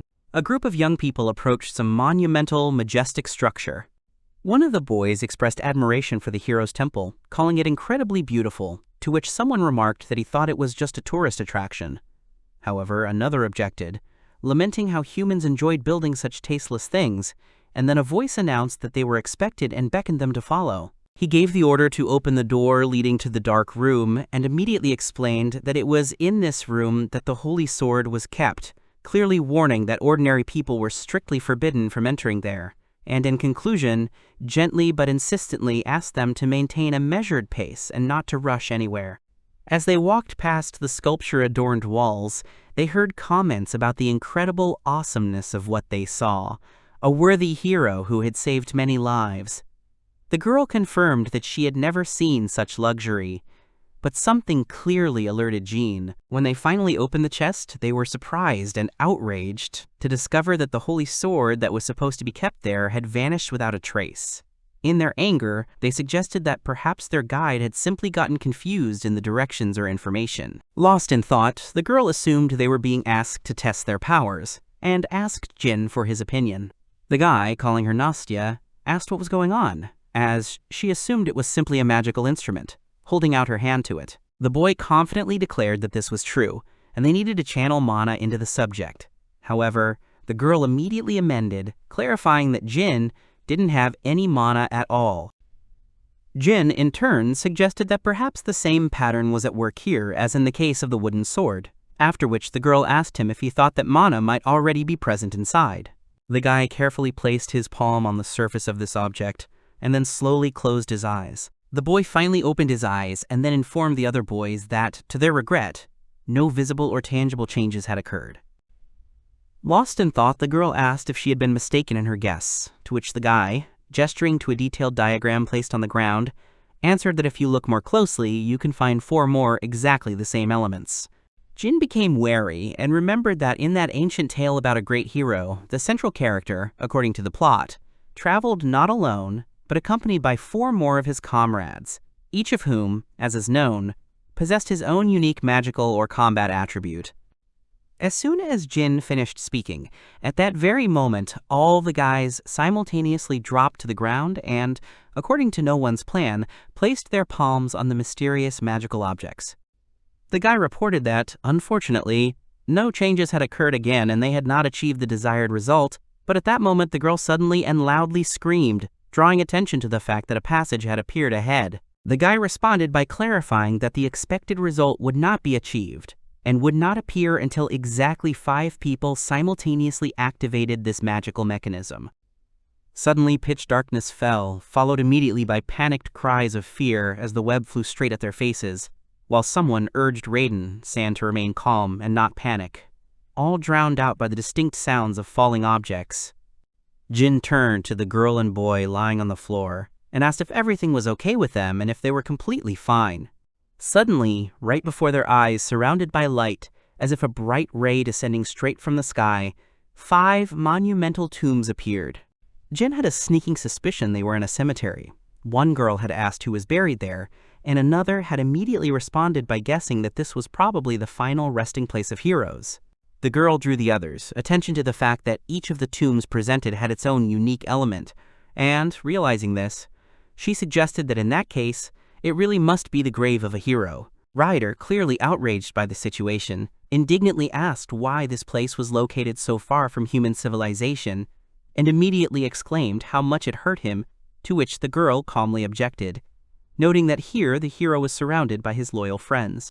After a brief hesitation, Jin came to his senses, asked a rhetorical question about what was happening to the holy sword, and, realizing his mistake, resolutely headed towards the largest and most majestic of all the tombs. The guy firmly stated that he was not in that place, but the guys immediately reacted indignantly, showing their misunderstanding and exclaiming that this was impossible, and that they had once again encountered a trick.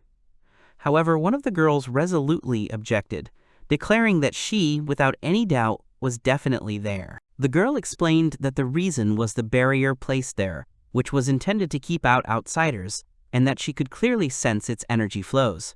Ryder, trying to comprehend what he had heard, only began to say, "So that means someone," leaving the sentence unfinished. The boy continued his thought, stating that the man had apparently passed by here early this morning, ahead of them, and immediately turned to Jin, asking what they planned to do in the current situation. Jin, in response, merely mechanically repeated, "Hero." Suddenly, a voice spoke to the boy, pointing out that the hero had also received help and support from his faithful companions, and immediately reminded him that this sword possessed a power far superior to any mana it manifested, and therefore it would certainly and without fail help him in difficult times. A voice came into his mind, urging him to trust, and without hesitation he turned to his comrades, dramatically raised and showed them his sword, and then declared that, no matter what, he would continue to use only the wooden sword that had once belonged to his master. He expressed confidence that everything would work out for them, emphasizing that the most important thing was to stick together, and he promised her this again. The girl promised to do her best using her water magic, to which the other, in response, teasingly advised Lady Rahav to try not to drown in it.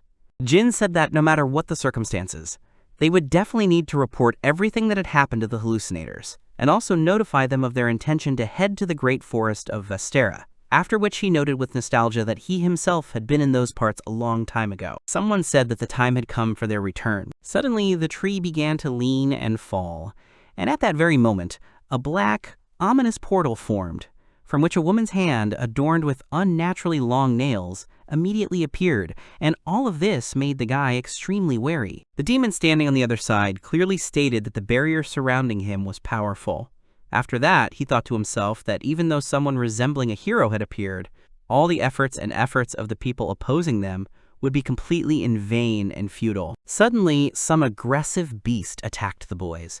The boy, without losing his composure, quickly picked up the magical object and loudly recited the words of a high-ranking earth magic spell. The guy, crouching on the ground, loudly pronounced the words of the spell, "The great spear from the earth speaks." And immediately after that, sharp spears burst out from under the ground at great speed. It was noticed that the filth in this place was much stronger. Some demonic creatures were scurrying everywhere, all the plants in the forest had withered, and the earth was literally beginning to rot. Something greatly alarmed the boy, and he tried to draw everyone's attention to it. Jin suddenly stopped his thought mid-sentence, without finishing the sentence, as his gaze involuntarily caught on the huge tree towering directly in front of them. The girl noticed that within a certain radius there was no sense of filth at all, as if some invisible protective barrier was in effect there, and added that she would like to personally verify this by studying the situation in more detail. The girl asked if Sama knew anything about this tree.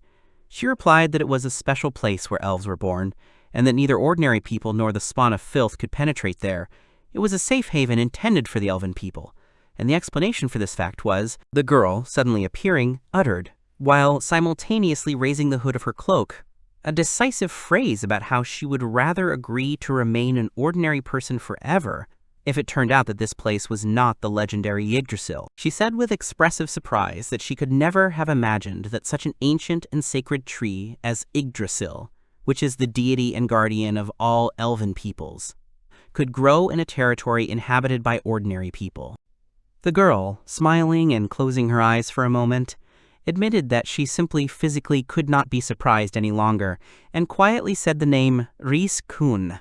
Jin said that it was in this sacred place that he received knowledge from Riis-sama, who is a deity and the supreme guardian, and he thought that now he should not disappoint his teacher under any circumstances. And at that moment, the girl's mind cleared up with a picture of what was happening, and she finally understood what the essence was. Suddenly hearing some strange sound, the guys simultaneously turned in that direction, trying to figure out who or what was there, and just at that moment, right in the middle of them, a huge black hole suddenly opened up.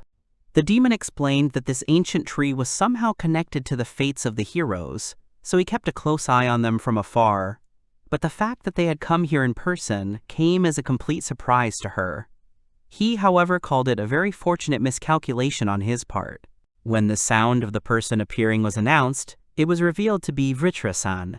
Jin, seeing Vritra-san on his shoulder, immediately said that he had literally just been thinking about him. The demon girl sarcastically remarked that Vritra was incredibly unlucky in life, to have sunk to the point of becoming some pathetic hero's pet, and after some thought added that, in her opinion, he needed to be sealed much more thoroughly and securely this time. Jin approached Vritra-san to check if he was okay, to which she replied that the situation was, on the contrary, not good at all.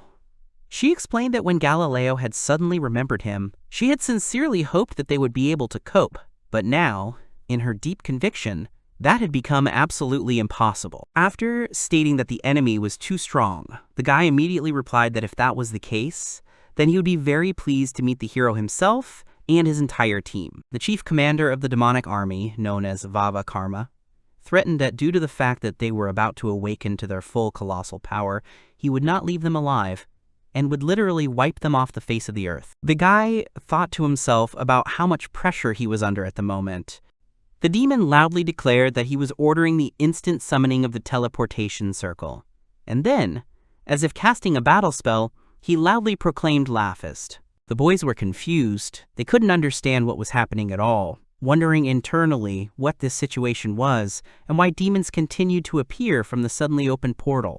The demon described a complex process of magical transmission, mentioning the Levitorium Gallery and a mixed magical circuit. One of the girls immediately asked if this emerging dark red magic was the one that came directly from Vava, and whether this signified the beginning of the demonization of the transformation into berserkers. Vava let out a mighty cry, calling everyone to attack, and then, addressing his demons directly, ordered them to mercilessly tear the heroes apart. The little animal perched on Jin's shoulder, terrified, began to thrash about and scream, panicking as to what they were supposed to do and what they were even capable of doing in such a situation. In response, the boy tried to calm it down, telling it everything was fine and calling it Vritra-san. The guy confidently stated that everything that was happening now had already been predicted in advance and was known to Gallius-sama. The boy extended his hand and cast a spell with concentration, calling upon the powers of the doll's fortress, after which magic burst forth from his palm. The armored man stated that he had been serving as a private guard for 30 years and had been promoted to the position of chief guide for 3 years now. He continued that he owed Riis, Sama, and Gallius, Sama an enormous debt, and that was the reason they had placed such high trust in him. A solemn promise was made that they would stop all enemies, no matter what it took, at any cost. And then a clear order was given to all soldiers, and even to the Kukla fortress itself, to immediately begin to carry it out. Raydon turned to Raha-sama and Anastasia, saying that they should help them. One of the girls replied that in that case, she would have to receive a larger share, while the second girl, standing behind her, declared, turning to Raha-sama, that she would certainly take her under her protection. Raiden suddenly and loudly shouted for Jin to immediately take charge of the chief among their opponents. Jin responded by agreeing, asking for her trust. Raiden then turned to Vri, ordering her to fry the enemy to a crisp, to which the pet indicated its agreement or understanding with a mysterious and contrived smile. Rei responded by pointing out that it was Raiden, and added that he believed that he had no right to talk about things that he absolutely did not understand or was not knowledgeable about. The demon, noticing what was happening, expressed surprise that someone was countering his teleportation magic by transporting forces from the Hamhem fortress. After pondering the situation, he came to the conclusion and noted out loud that, judging by everything, the strategist on his opponent's side was not so bad after all. The demon loudly announced the beginning of the activation of summoning magic, and at the same moment, he thought to himself of the powerful cursed sword named Balmong. Jin, clearly intrigued by what he saw, asked what kind of sword it was, and immediately added that, according to rumors, this weapon was once used by none other than the Demon King himself. Rei began to panic and scream that the end had come. The boy, trying to calm him down, told Vritra to stop worrying so much, and the demon, in turn, said that he was exclusively busy with the hero. Jin called on Vritra-san to assist the rest of the squad, confidently and decisively stating that she was ready to handle the current task or enemy alone. The animal, being very frightened, remained silent for a while, but then said okay, giving consent, and expressed his sincere hope that his interlocutor would not die in this fight, after which he quickly flew away. The boy, preparing for battle, took out his wooden sword and directed his gaze at the demon, who, having assessed what he saw, said with obvious disdain that if this was the limit of his abilities, then... The demon continued to say that, with this scenario, they would be able to calmly await the full return of their demon king. The boy resolutely objected, declaring that this was not true, and that not everything had been said yet, after which he raised his sword defiantly. As soon as they began to exchange blows in a sword fight, the demon, expressing obvious disappointment, said that he could never have imagined that the hero would be so weak, and immediately after these words, he dealt a strong blow to his sword. The demon swung his sword with a mighty swing, declaring that the Demon King would not need to do anything at all to end the fight. At that critical moment, the boy thought to himself that even a single attack of the filth had been too much for him to bear. Jin, hearing and realizing all the details of the unfolding events, watched as the girl held Jin back, categorically telling him not to go anywhere. The girl continued to insist that he not approach now, explaining that even if he simply approached, the filth would attack him, and if he did not want to be demonized into a berserker, he should stay put. He asked how Jin could then stand so close to its source. The girl responded by explaining that such resilience was only possible thanks to the protection of Yggdrasil itself. However, she continued, only it possessed the true power of a hero, so absolutely no one but Jin Franz could defeat the Demon King. Jin did not listen to her words and asked her to stop trying to find any advantage in this situation and immediately started to run. Then the girl loudly shouted that if he died in this place, she would not forgive him for this and would blame him every day. The guy was in a sitting position, short of breath, and sweat was dripping profusely from his face. The demon, with obvious sarcasm, questioned the boy, saying that he didn't understand anything, and suggested that the boy seemed to have no strength left, after which, with venomous respect, he added, "Mr. Hero," while the boy coughed with the last of his strength, sitting, leaning against the rock. The boy was internally worried that his entire body was burning so intensely that it seemed to him as if he was literally on fire, and he realized that Vava simply had complete control over all the surrounding filth, which is why he was absolutely unable to lose or use even the smallest drop of his mana. The boy was in complete despair, because at the same time he realized that the supply of mana contained in his sword, by all indications, would soon be completely exhausted. The boy internally acknowledged that his wooden sword was already covered in numerous cracks, but at the same time, he was determined to create a world in which absolutely all people could be happy, so, compared to this terrible filth, the boy realized that his master and Riis's magic far outweighed the power of the taint. At this point, the demon voiced his surprise, noting that being subjected to the taint for so long and still holding on was astonishing, and that heroes were just like cockroaches, and then asked the boy if he had never thought about it. The demon continued his interrogation, persistently asking what was the reason for such incredible strength of his will, and then clarified whether this was really his own sincere desire, and whether he himself really sincerely wanted to be exposed to all these numerous dangers. The demon, addressing him with obvious sarcasm, asked questions, mockingly pointing out that the world had given him some power or object specifically so that he would prevent the revival of their master, and that in fact, for this world, he was just an insignificant actor. The boy, clearly confused, asked again in utter bewilderment the key word actor, trying to understand its meaning, and the demon, slowly and ominously approaching him, broke into an extremely nasty and malicious smile. The guy, shocked, said that this simply couldn't be, but the demon abruptly interrupted him, voicing his proposal. If he retreated from the fight right now, then the army of demons would not lay a single finger on the hero, nor Jean-Franz, nor any of his companions.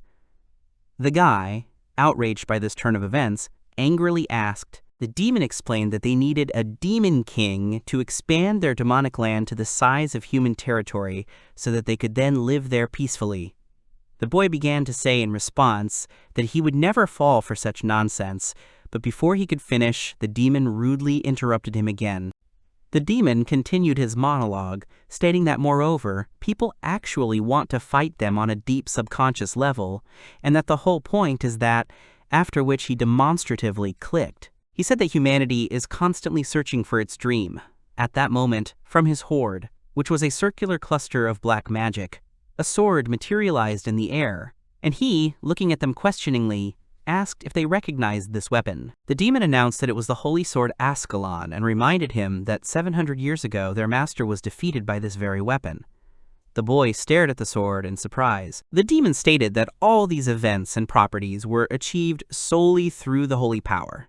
But now the sword is no longer able to glow as brightly as before, and uttered the words of the spell Gildaros's destruction magic, Hammer Crush. The boy suddenly and loudly screamed, trying to stop what was happening, but he didn't have time, because at that very moment a powerful explosion suddenly sounded. The gloating demon, enjoying the situation, said that now all their chances of achieving victory had completely evaporated, and then with a sly grin, suggested that they not resist, but simply sit down and calmly discuss what was happening.